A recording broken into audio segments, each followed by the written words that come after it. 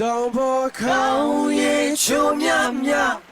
တကြိုင်လောက်တော့ရင်အမောပြေဒါဟာလေရှင်ပြေရဲ့တလေးတစ်ခုပါ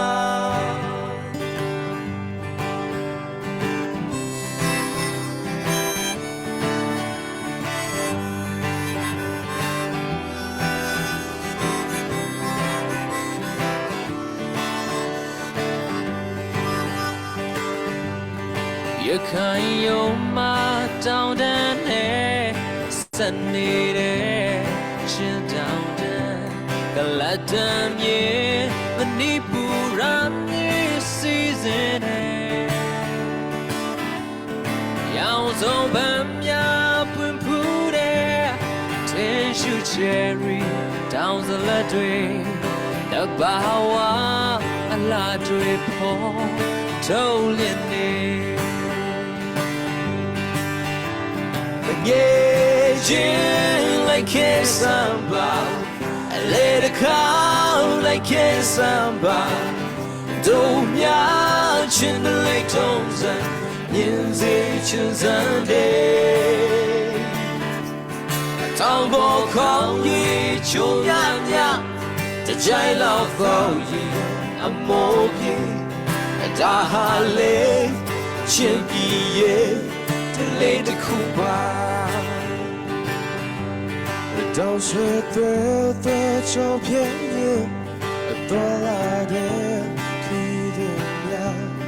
Down ya the mark, do you go away? Got him in.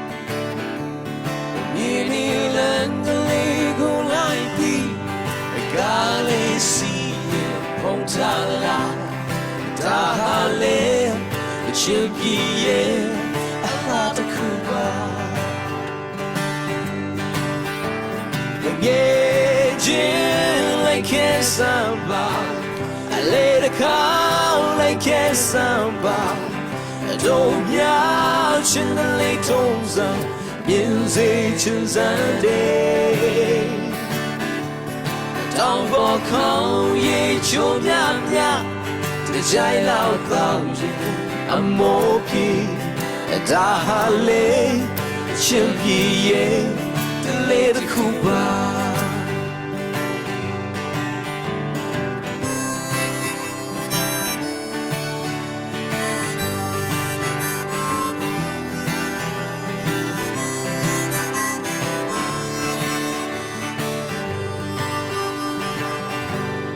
Don't walk on, ye, chumya,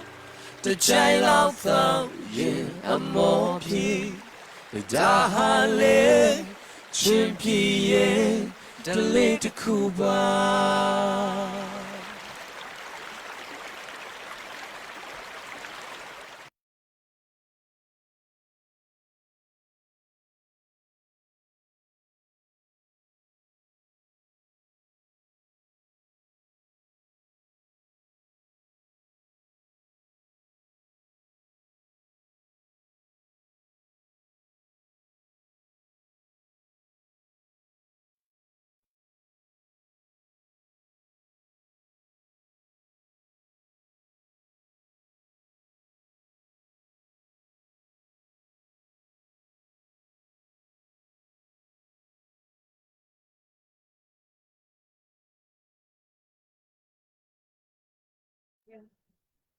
You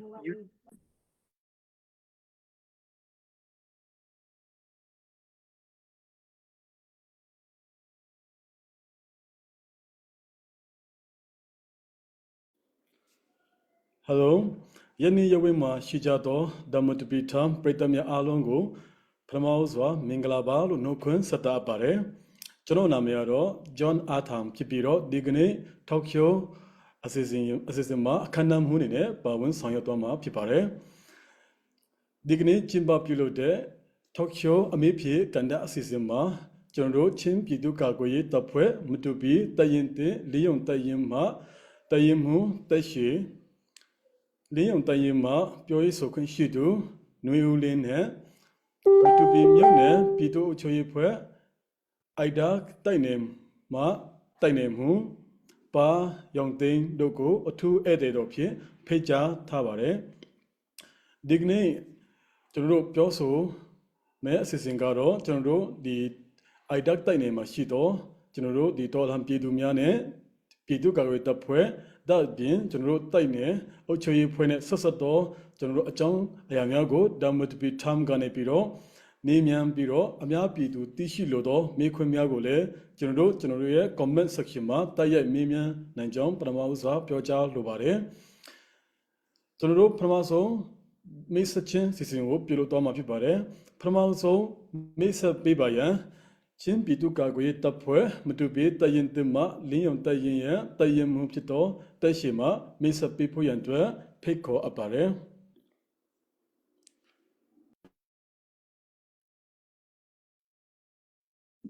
ဟုတ်ကဲ့ဒီတုန်းပြမပါရှိတဲ့ဒီလိုလားအလုံးမင်္ဂလာပါလို့နှုတ်ခွန်းဆက်တာပါတယ်ကျွန်တော်နာမည်ကတော့ slime တက်ရှိဖြစ်ပါတယ်စာတိကတော့ချင်းပြည်နယ်မတပီမြို့ချန်ပီယံရွာကဖြစ်ပါတယ်ရာထူးကတော့ကုလက်ရှိတိုင်မှုတာဝန်ထမ်းဆောင်ပါတယ်အားလုံးကျေးဇူးတင်ပါတယ်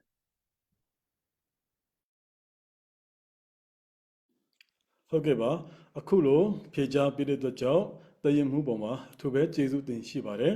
အခုဆက်လက်ပြီးတော့ကျွန်တော်တို့မင်းမြန်းလို့တာတော့တရင်ပြောရေးဆိုခွင့်ရှိသူဆရာနေဦးလင်းကိုဖြေကြားပေးဖို့ရန်အတွက်ဖိတ်ခေါ်အပ်ပါတယ်ဟုတ်ပြီအားလုံးပဲမင်္ဂလာပါကျွန်တော်တို့ဒီဘက်ပြည်သူအားလုံးကိုကျွန်တော်နာမည်ကတော့နေဦးလင်းဖြစ်ပါတယ်ကျွန်တော်တော့လက်ရှိဒီတရင်တရဲ့ပြောရေးဆိုခွင့်ရှိသူတာဝန်ကိုထမ်းဆောင်နေပါတယ်ကျွန်တော်ရဲ့ဇာတိကတော့ရန်ကုန်မှာဖြစ်ပါတယ်လို့အားလုံးကျေးဇူးတင်ပါတယ်ဟုတ်ကဲ့အခုလိုဖြေကြားပေးတဲ့အတွက်ကြောင့်ပြောရေးဆိုခွင့်ရှိသူဆရာနေဦးလင်းပေါ်မှာအထူးပဲကျေးဇူးတင်ရှိပါတယ်အခုဆက်လက်ပြီးတော့မင်းမြန်းလို့တာတော့ IDA တိုက်နေမှုမှာတိုက်နေမှုဘာယုံတင်ကိုမိတ်ဆက်ပေးဖို့ရန်အတွက်ဖိတ်ခေါ်လိုပါတယ်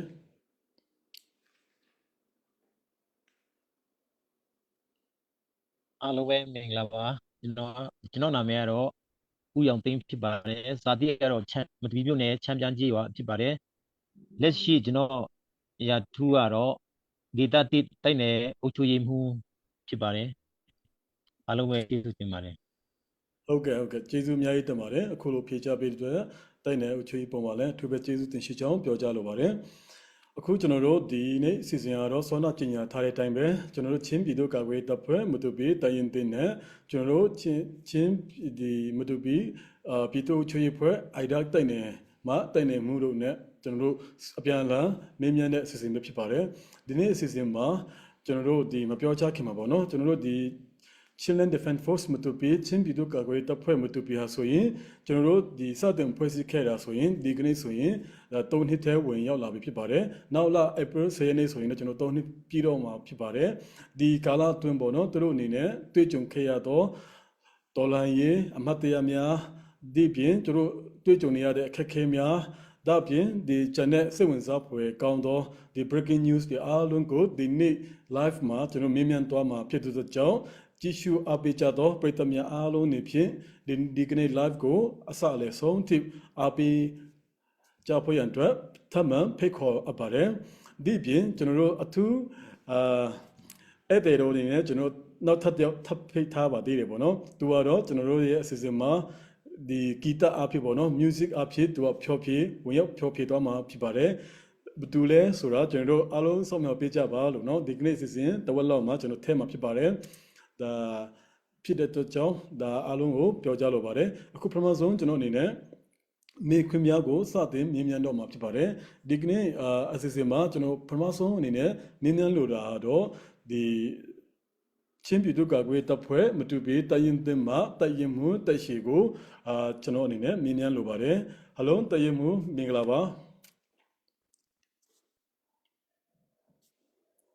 မင်္ဂလာပါဟုတ်ကဲ့ကျေးဇူးတင်ပါတယ်အခုကျွန်တော်ပထမဆုံးအနေနဲ့မြင်မြန်လိုတာကတော့ဒီတော်လှန်ရေးကာလမှာပေါ့နော်ဘယ်အချိန်ကနဲ့စတင်ပါဝင်လာပြီးတော့အခုလက်ရှိအချိန်မှာရောဘယ်အခန်းကဏ္ဍတွေမှာပါဝင်နေတဲ့အကြောင်းပေါ့နော်အများပြည်သူသိရှိဖို့ရန်အတွက်ပြောပြလို့ရနိုင်မလားခင်ဗျာဟုတ်ကဲ့2021အာနာသိမ့်ပြီလို့ပေါ့နော်လူငယ်တယောက်အနေနဲ့ ဒီစနစ်ဆိုကြီးကိုမကြိုက်လို့ပေါ့ကိုတိုင်းပြည်နဲ့ကိုလူမျိုးတက်ဆိုပြီးတော့မှအခြေခံစစ်တင်တောင်းတက်ဖို့ကျွန်တော်ပြတ်ခဲ့တာပေါ့နော်အဲကြောင့်မို့လို့ဒီ2021မေလမှာဒီကျွန်တော်တို့ရဲ့ဖခင်ဖြစ်တဲ့ဟောပေါ့ CNA တမ္မာတိအပတ်စင်ကိုမှာပေါ့နော်အခြေခံစစ်တင်တောင်းတက်မြောက်ခဲ့ပါတယ်ဒီတမ်းပြီးလို့အခုဒီအိုက်ဒါမှာဒီအိုက်ဒါလူငယ်တွေနဲ့ဒီလူပေါ်မှာရှိတဲ့မတူလူပေါ်မှာရှိတဲ့လူငယ်များနဲ့ကျွန်တော်တို့ဒီအိုက်ဒါမှာစကားအထိုင်ချခဲ့ကြတာပေါ့နော်ပြီးတော့ဒီ2021မှာရဲဘော်တယောက်အနေနဲ့တော့ရဲဘော်တယောက်အနေနဲ့ရောပြီးတော့ဒီတပ်စိမှုတယောက်အနေနဲ့ရောဒီတပ်စုမှုတယောက်အနေနဲ့ရော2021မှာကျွန်တော်တာဝန်အမျိုးထမ်းဆောင်ခဲ့ပူတယ်ပေါ့နော်ပြီးတော့ဒီ2022ပြီးတော့2023မှာကလူတရမှုတယောက်အနေနဲ့ကျွန်တော်ထပ်ပြီးတော့မှတာဝန်ထမ်းဆောင်ခဲ့တယ်အခုဒီယခုလက်ရှိ2024မှာတော့တရမှုတာဝန်ကိုပေါ့နော်ကျွန်တော်ထမ်းဆောင်ခဲ့တယ်ဒီ3နှစ်ကာလပေါ့နော်ဒီတော်လှန်ရေးကာလအတွင်းမှာဟိုအခက်အခဲအများကြီးရှိခဲ့ပါတယ်တိုးတော်များတဲ့ဗီဒီယိုလူထုရဲ့အားပေးထောက်ခံမှုကြောင့်ကျွန်တော်တို့ဒီနေ့ဒီချိန်ထိကောင်းမွန်စွာနဲ့ရက်တည်နိုင်တယ်ဒါကြောင့်မလို့ဒီဗီဒီယိုလူထုအားလုံးပေါ်မှာကျေးဇူးတင်ကြောင်းအထူးပြောလိုပါတယ်ကျေးဇူးတင်ပါတယ်ဟုတ်ကဲ့ပါအခုလိုဖြေချပေးတဲ့အတွက်ကျေးဇူးတင်ပါတယ်အခုဆက်လက်ပြီးကျွန်တော်မင်းမြန်းလို့တဲ့မေခွန်ကတော့ဆောနာပြောတဲ့အတိုင်းပေါ့နော်ဒီတော်လှန်ရေးကာလမှာဒီကဏ္ဍပေါင်းစုံကနေပါဝင်ခဲ့တယ်အခုဒီရဲဘော်ကနဲ့စတင်ခဲ့ပြီးတော့ဒီစစ်တန်တန်ကနဲ့စပြီးတော့နော်ဆောနာဒီရဲဘော်ဆင်လာတယ်ဒါပြီးရင်ကျွန်တော်တို့ဒီဒုတရမှုအနေနဲ့ရောနောက်ဆုံး2014မှာဆိုရင်ဒီတရင်မှုအနေနဲ့ပေါ့နော်ဒီတရင်ရဲ့အကြီးဆုံးလည်းဖြစ်လာပြီပေါ့နော်တရင်ရဲ့ဒီတာဝန်ရှိဆုံးပုဂ္ဂိုလ်တယောက်လည်းဖြစ်လာတဲ့အခါမှာဒီအခက်အခဲတွေအများကြီးလည်းတွေ့မယ်လို့ကျွန်တော်တို့ယုံကြည်ပါတယ်ဒါနဲ့ပတ်သက်ပြီးတော့ပေါ့နော်ကျွန်တော်မြင်မြန်လို့တဲ့မေးခွန်းကတော့ဒီလက်ရှိဒီတရင်တိရဲ့ဒီမဟုတ်မမှန်ကောလာဟာလာတည်င်းတွေဒီ social media ပေါ်မှာပြောဆိုဝေဖန်တန်တွေကိုကျွန်တော်တို့ကြားနေတွေ့နေရပါတယ်ဒီအပေါ်မှာရောဒီတန်ရင်ရဲ့အကြီးအကဲလေးဖြစ်နောက်တော့တန်ရင်ရဲ့တာဝန်ရှိဆုံးလေးဖြစ်တဲ့တရင်မှုတယောက်အနေနဲ့ဗာများမှတ်ချက်ပေးလို့ပါတယ်လေခင်ဗျာဟုတ်ကဲ့ဒီ line ပေါ်ကဒီမဟုတ်မမှန်တရင်တွေအပေါ်မှာတော့ဒီကျွန်တော်တို့ဒီလင်းအောင်တိုက်ရင်အနေနဲ့ပေါ့နော်အာယုံစိုက်နေမှာတော့မဟုတ်ဘူးဆိုတာဒီဆုံးပြောချင်တယ်ဒီကျွန်တော်တို့ဒီလင်းအောင်တိုက်ရင်ပေါ့နော်ဒီတိုက်ခိုက်ခြင်းနဲ့ဒီလိုလက်ရှိမှာပေါ့နော်ပြီးတော့ဒီကျွန်တော်တို့ဒီတခြားဟိုတိုက်ရင်တော်လကောင်းတိုင်းရချင်းတော်လကောင်းဒီလိုထဲတော်လကောင်းပေါ့နော်ကျွန်တော်တို့ကိုတိုက်ခိုက်ခြင်းနဲ့သူရှိနေမှာပေါ့ဥပမာပေါ့ဟိုတလောကဒီလင်းအောင်တိုင်းကဟိုအေးကိုခေါ်ထားပါတယ်ဆိုပြီးတော့မှနော်ကောလာဟာဒီဖတ်တယ်ပေါ့နော်ဒီကိစ္စနဲ့ပတ်သက်ပြီးမှကျွန်တော်တို့လင်းအောင်တိုင်းအနေနဲ့မတိတဲ့ကိစ္စဖြစ်တယ်ဒါကြောင့်မို့လို့ပြည်သူလူထုအနေနဲ့ဘယ်ဟာကမှန်လဲပေါ့နော်ဘယ်ဟာကမှားလဲဆိုတာကိုတုံးတက်ပေးကြဖို့ပေါ့နော်အကြံပြုချင်ပါတယ်ကျေးဇူးတင်ပါတယ်ဟုတ်ကဲ့ကျေးဇူးအများကြီးတင်ပါတယ်အခုဆက်လက်ပြီးတော့ကျွန်တော်မင်းမြန်းလို့တဲ့မေခွန်းကားပေါ့နော်ဆွမ်းနာဒီဗီဒီယိုတွေနဲ့လည်းနည်းနည်းဆက်တဲ့ဟာပေါ့နော်ဒီအုပ်ချုပ်ရေးပိုင်းနဲ့နည်းနည်းဆက်တဲ့မေခွန်းဖြစ်ပါတယ်အခုကျွန်တော်ရဲ့မေခွန်းကတော့ဒီလက်ရှိမှာပေါ့နော်ဒီ IDAC ပြည်သူတွေနဲ့ရောနောက်ပြီးတော့ဒီ IDAC အုပ်ချုပ်ရေးအဖွဲ့ဝင်များနဲ့ရောဒီကောင်းမွန်တဲ့ဆက်ဆံရေး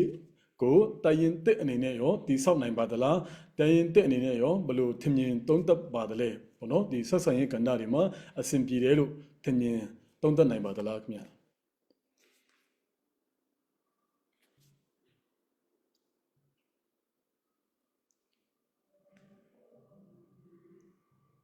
ဟယ်လို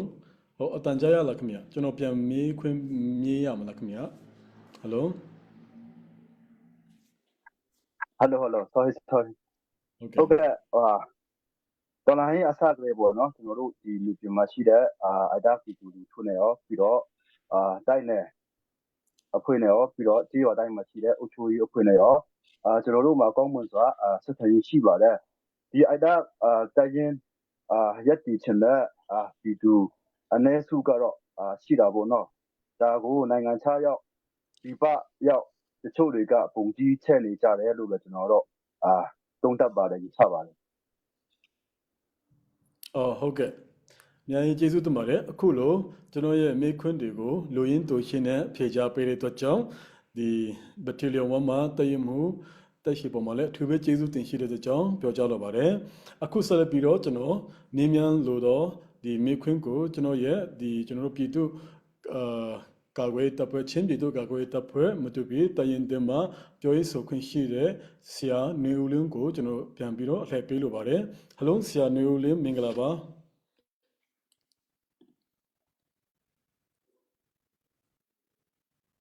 ဟုတ်ကဲ့မင်္ဂလာပါခင်ဗျမင်္ဂလာပါ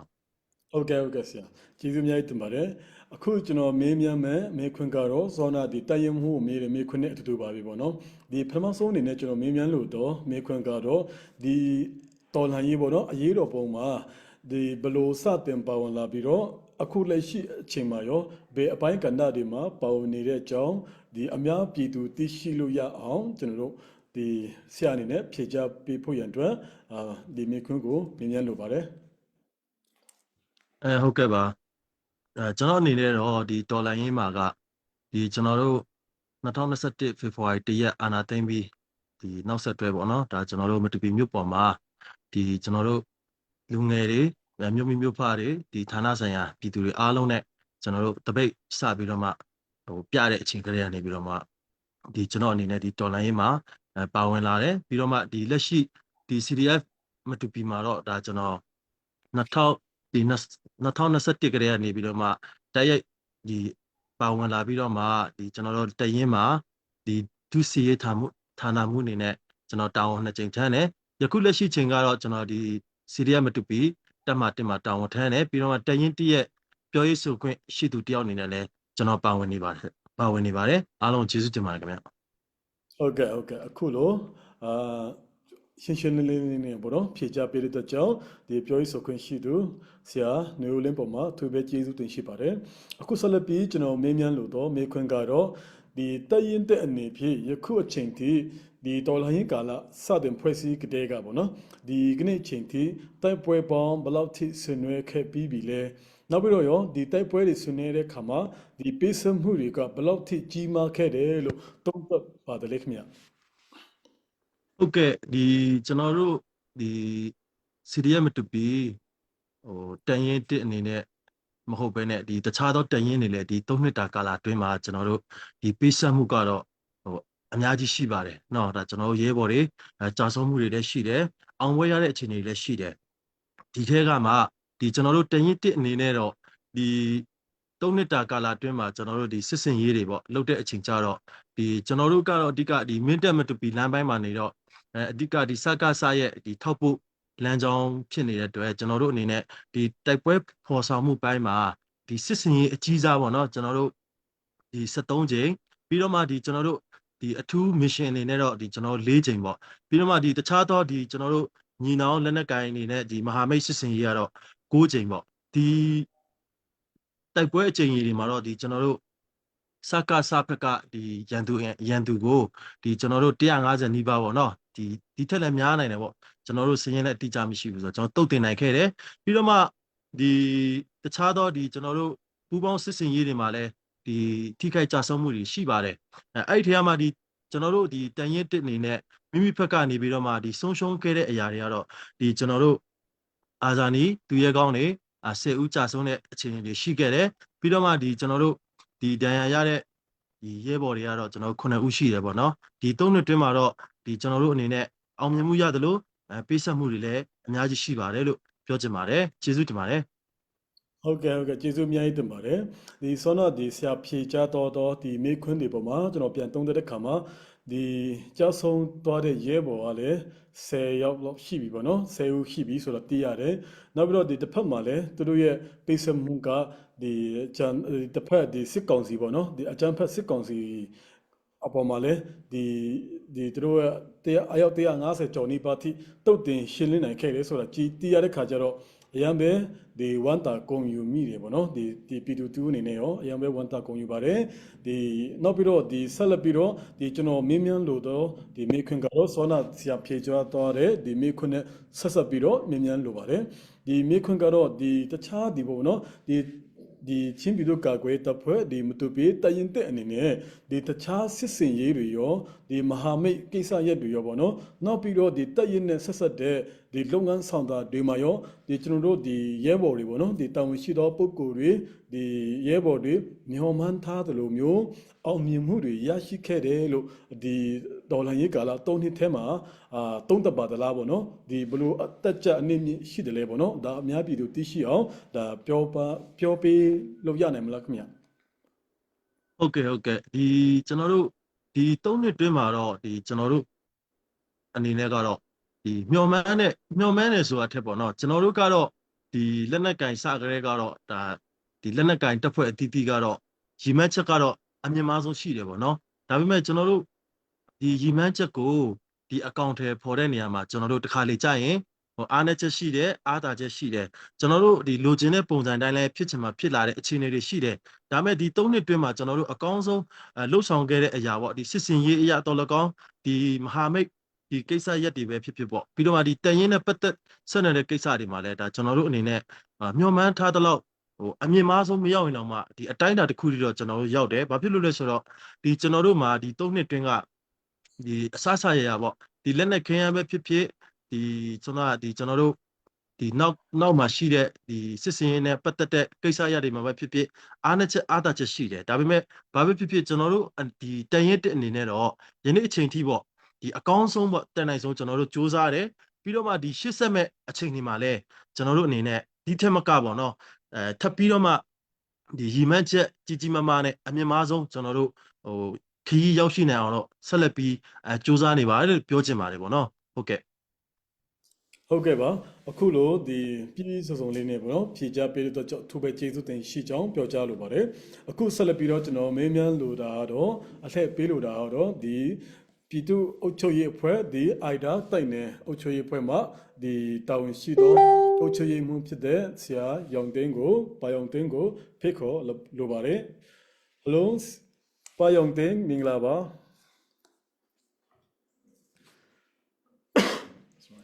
မင်္ဂလာပါ ဟုတ်ကဲ့ဆရာဒီကနေ့အစီအစဉ်မှာကျွန်တော်သူပဲကျေးဇူးတင်ရှိကြောင်းပထမဆုံးပြောကြားလိုပါတယ်ဒီကျွန်တော်တို့ဒီပြည်သူ့အုပ်ချုပ်ရေးဟာဆိုရင်ဒီတော်လှန်ရေးနော်အလွန်အင်တမအရေးကြီးသောအခန်းကဏ္ဍဆိုတော့အများသိရှိပြီးဖြစ်ပါတယ်ဒီကနေ့ဒီပြုလုပ်တော့ဒီ talk show စီစဉ်မှာလည်းဒီတက်ရင်နေပေါ့နော်ဒီကျွန်တော်တို့အတူတူရှင်သွဲပြီးတော့ကျွန်တော်တို့ဒီအစီအစဉ်မှာပေါင်ပေးတဲ့အတွက်ကြောင့်လည်းအထူးပဲကျေးဇူးတင်ရှိပါတယ်ဆောနာဆရာကတော့မိတ်ဆက်ပြီးပြီပေါ့နော်ဒီအခုဆက်လက်ပြီးတော့ရောဒီဆရာအနေနဲ့ဒီတော်လှန်ရေးကာလမှာပေါ့နော်ဒီအုပ်ချုပ်ရေးအဖွဲ့တော်တော်များကဒီတတိရှိမတွန်းလှန်ရေးဘူးအာနာရှင်ပေါ့နော်ဒါပေမဲ့ဆရာအနေနဲ့တော့ဒီအာနာရှင်ကိုတတိရှိတွန်းလှန်ခဲ့တယ်တတိရှိတာမဟုတ်ဘူးမမှန်ဘူးဆိုတာကိုအများပြည်သူသိရှိအောင်အရှိဆုံးကနေပြီးတော့ဥဆောင်ပေးတော့ကြောင့်လဲအထူးပဲဝမ်းမြောက်ဂုဏ်ယူတယ်ပေါ့နော်ဆရာအတွက်အရင်ကကျွန်တော်တို့ဂုဏ်ယူဝမ်းမြောက်ပါကြောင်းပထမဆုံးပြောကြားလိုပါတယ်ဒီဆရာအနေနဲ့ဒီတော်လှန်ရေးမှာဘယ်လိုစတင်ပါဝင်လာတယ်ဘယ်အခန်းကဏ္ဍတွေမှာပါဝင်လာတယ်ဆိုတာကိုအများပြည်သူသိရှိအောင်ဖြေကြားပေးလို့ရနိုင်မလားခင်ဗျဟုတ်ကဲ့ပါကျွန်တော်ကဒီအာနာမသိခင်မှာကျွန်တော်ကပညာရေးဝန်ထမ်းတယောက်ဖြစ်ပါတယ်ဒီအာနာသိမ့်ပြီးတဲ့နောက်ပိုင်း2021နှစ်ကုန်ပိုင်းမှာပေါ့ CDM ဝင်ပြီးမှကျွန်တော်ကဒီအုပ်ချုပ်ရေးကြေးရွာအုပ်ချုပ်ရေးဘက်မှာပါဝင်ခဲ့တယ်ပြီးရင်ဒီ AUG ကနေဖွင့်လှစ်တဲ့ပညာရေးမှာလည်းကျွန်တော်ကကျောင်းဆရာလည်းဝင်လုပ်တယ်ပြီးတော့ကြေးရွာအုပ်ချုပ်ရေးမှုလည်းလုပ်ခဲ့တယ်ပြီးတော့2023ခုနှစ်မှာကျတော့ IDAC တိတ်နယ်ပြည်သူ့အုပ်ချုပ်ရေးမှာအဖွဲ့ဝင်တယောက်နဲ့အနေနဲ့ပါဝင်ခဲ့တယ်ဒီနှစ်2024ခုနှစ်မှာကျတော့ဒီ IDAC တိတ်နယ်ပြည်သူ့အုပ်ချုပ်ရေးမှုအဖြစ်ပါဝင်ခဲ့တာဖြစ်တယ်ကျေးဇူးတင်ပါတယ်ဟုတ်ကဲ့ပါအခုလို့ဒီ ကိုပေါင်စတင်ပါဝင်လာတဲ့အခြေအနေနဲ့ဒီလက်ရှိပါဝင်နေတဲ့အခြေအနေတွေကိုဒါအများပြည်သူသိရှိအောင်ပြောကြားပေးတဲ့အတွက်ကြောင့်ဒီပါရောင်သိန်းပေါ်မှာလည်းအထူးပဲကျေးဇူးတင်ရှိပါတယ်အခုကျွန်တော်ဆက်လက်ပြီးတော့မြင်းမြန်းလို့တော့ဒီမေခွန်းကတော့ဒီပြည်သူ့အုပ်ချုပ်ရေးဖွဲ့နဲ့ဆက်ဆက်ပြီးတော့ဒီမေခွန်းမြင်းမြန်းသွားမှာဖြစ်ပါတယ်ဒီပထမဆုံးပေါ့နော်ဒီကျွန်တော်တို့ဒီတွေ့နေရတယ်ပေါ့နော်ဒီမီဒီယာအနေနဲ့တွေ့နေရတဲ့အရာကတော့ဒီ idea ပြည်သူ့အုပ်ချုပ်ရေးဖွဲ့ကိုပေါ့နော်ဒီတက်ရင်တစ်ကနေပြီးတော့ဖြုတ်ချတယ်ဆိုတဲ့သတင်းတွေကျွန်တော်တွေ့ရပါတယ်ဒီသတင်းကတကယ်ဟုတ်ပါသလားပေါ့နော်တကယ်မှန်ပါသလားပေါ့နော်ဒီမီဒီယာအကယ်၍ဟုတ်ပါတယ်ဆိုရင်မီဒီယာအုပ်ချုပ်ရေးဖွဲ့ကိုဖြုတ်ချပါတယ်ပေါ့နော်ဘာကြောင့်ဖြုတ်ချတာလဲဆိုတာကိုဒီဆရာအနေနဲ့ဝေဖန်တုံ့တက်ပြီးဖို့ရအတွက်ထပ်မံပြီးတော့မြင်မြန်လို့ပါတယ်ဟုတ်ကဲ့ပါဒီအုပ်ချုပ်ရေးအဖွဲ့ကိုဖြုတ်ချတာကကာကွယ်ရေးမဟုတ်ပါဘူးကျွန်တော်တို့ဒီတိုက်နယ်အုပ်ချုပ်ရေးကပဲဖြုတ်ချတာဖြစ်ပါတယ်ဘာလို့လဲဆိုတော့ကျွန်တော်တို့ဒေတာတိတိုက်နယ်အုပ်ချုပ်ရေးမှာဥပဒေရရှိတယ်ဆိုတော့အဲ့ဒီဥပဒေမှာဒီအစည်းအဝေးကို၃ကြိမ်အဲ့ဒီတိုက်နယ်အုပ်ချုပ်ရေးမှာပါဝင်တဲ့အဖွဲ့ကအုပ်ချုပ်ရေးအဖွဲ့ကသူဟာဒီအစည်းအဝေးကိုတိုက်နယ်အစည်းအဝေးကို၃ကြိမ်ပြက်ကွက်လို့ရှိရင်ဖြုတ်ချခွင့်ရှိတယ်ဆိုတဲ့မူရှိတယ်ပြီးရင်အဲ့ဒီအဖွဲ့အုပ်ချုပ်ရေးအဖွဲ့ဝင်တူဦးဟာအများအကျိုးထက်ကိုယ့်အကျိုးကိုပဲဦးစားပေးတဲ့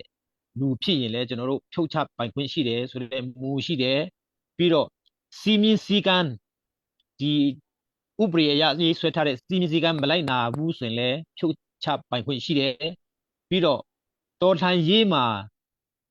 အုပ်ချုပ်ရေးမှာပါဝင်ပြီးမှတော်လှန်ရေးမှာတစိုက်မပါဝင်ဘူးဆိုရင်လည်းဥပဒေအရဖြုတ်ချပိုင်ခွင့်ရှိတယ်ပြီးတော့ဒီပြည်သူအုပ်ချုပ်ရေးထဲမှာပဲဖြစ်ဖြစ်ပြီးတော့ပြည်သူနဲ့ရဲ့အကြားမှာပဲဖြစ်ဖြစ်အချင်းချင်းစေဝန်ကွဲအောင်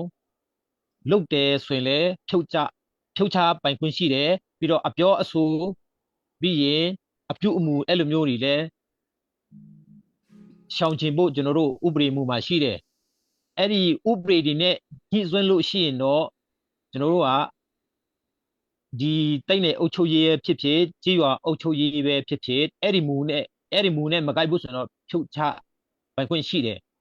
အခုကျွန်တော်လည်းပဲတိုက်နယ်အုပ်ချုပ်ရေးမှုတယောက်ဖြစ်ပေမဲ့အဲ့ဒီမူတွေနဲ့ညှိစွန်းလို့ရှိရင်အဲ့ဒီအဖွဲ့ဝင်တွေကကျွန်တော်ကိုဖြုတ်ချပိုင်ခွင့်ရှိတယ်ဆိုတော့ပြောချင်ပါတယ်ဟုတ်ကဲ့ကျေးဇူးအများကြီးတင်ပါတယ်ဆိုတော့ဒီဆရာဖြေကြားသွားတဲ့မေးခွန်းဒီအဖြေတွေပေါ်မှာပေါ့နော်ဒီကျွန်တော်ပြန်ကြည့်တဲ့အခါမှာဒီဆိုတော့ဒီမီတင်ကို၃ချိန်ခွင့်မဲ့ပေါ့နော်ပြက်ကွက်တာတို့နောက်ပြီးတော့ဒီအများပြည်သူအတွက်မကြည့်ဘဲနဲ့ကိုယ့်ရဲ့တကူကောင်းပေါ့နော်ဒီတူတယောက်ကွန်ဆာဖွင့်ရန်အတွက်ရရတာဖြစ်ဖြစ်ဒီအာနာရှင်စနစ်ဖြုတ်ချတဲ့ဒီဆက်ဆက်တာဖြစ်ဖြစ်ပေါ့နော်ကြည့်တဲ့အခါမှာဒီအရန်ကောင်းတဲ့ဥပဒေဖြစ်တယ်ပေါ့နော်ဒီလိုဖြုတ်ချတဲ့နေရာမှာလည်းဒီတချို့လူရဲ့အမြင်မှာဒီ CDF မတူပြီးတိုင်တစ်ကဖြုတ်ချတယ်လို့သူတို့သတင်းတွေပါတယ်သူတို့ပြောတာကြားရတယ်ပေါ့နော်ဒါမဲ့ဆိုတော့ဒီဆရာဖြေချသွားတော့ဒီအဖြေပေါ်မှာကျွန်တော်ပြန်ကောက်ထုတ်မယ်ဆိုရင်ဒီလောက်ရက်ကဒီကျွန်တော်တို့ဒီဖြစ်စဉ်ဟာဆိုရင်ဒီ idea ပြည်သူ့အုပ်ချုပ်ရေးဖွဲ့နေပဲဆက်ဆက်တဲ့ဒီကိစ္စရဖြစ်တယ်ဆိုတာကိုလည်းကျွန်တော်ရှင်းရှင်းလင်းသိရှိရတယ်ပေါ့နော်ဒါကြောင့်ဒီအခုလို့ဒီအများပြည်သူမသိရှိသေးတော့ဒီအဖြေတွေကိုဒီဆရာအနေနဲ့ပြန်လည်ပြီးတော့ဖြည့်ရှင်းပေးတဲ့အတွက်ကြောင့်လည်းအချို့ပဲကျေးဇူးတင်ရှိကြောင်းပြောကြားလိုပါတယ်ဟုတ်ကဲ့ဆရာကျေးဇူးအများကြီးတင်ပါတယ်နောက်ထပ်ဒီကျွန်တော်တို့ဒီတရင်မှုကိုပေါ့နော်ကျွန်တော်ပြန်လည်ပြီးတော့အလှည့်ပေးဖို့ရန်အတွက်အချိန်ရောက်ရှိလာပါပြီဟုတ်ကဲ့အခုလို့ဖြေကြားပေးတဲ့အတွက်ကြောင့်တိုင်နယ်အချို့ရေးပုံမှာသူပဲကျေးဇူးတင်ရှိကြောင်းပြောကြားလိုပါတယ်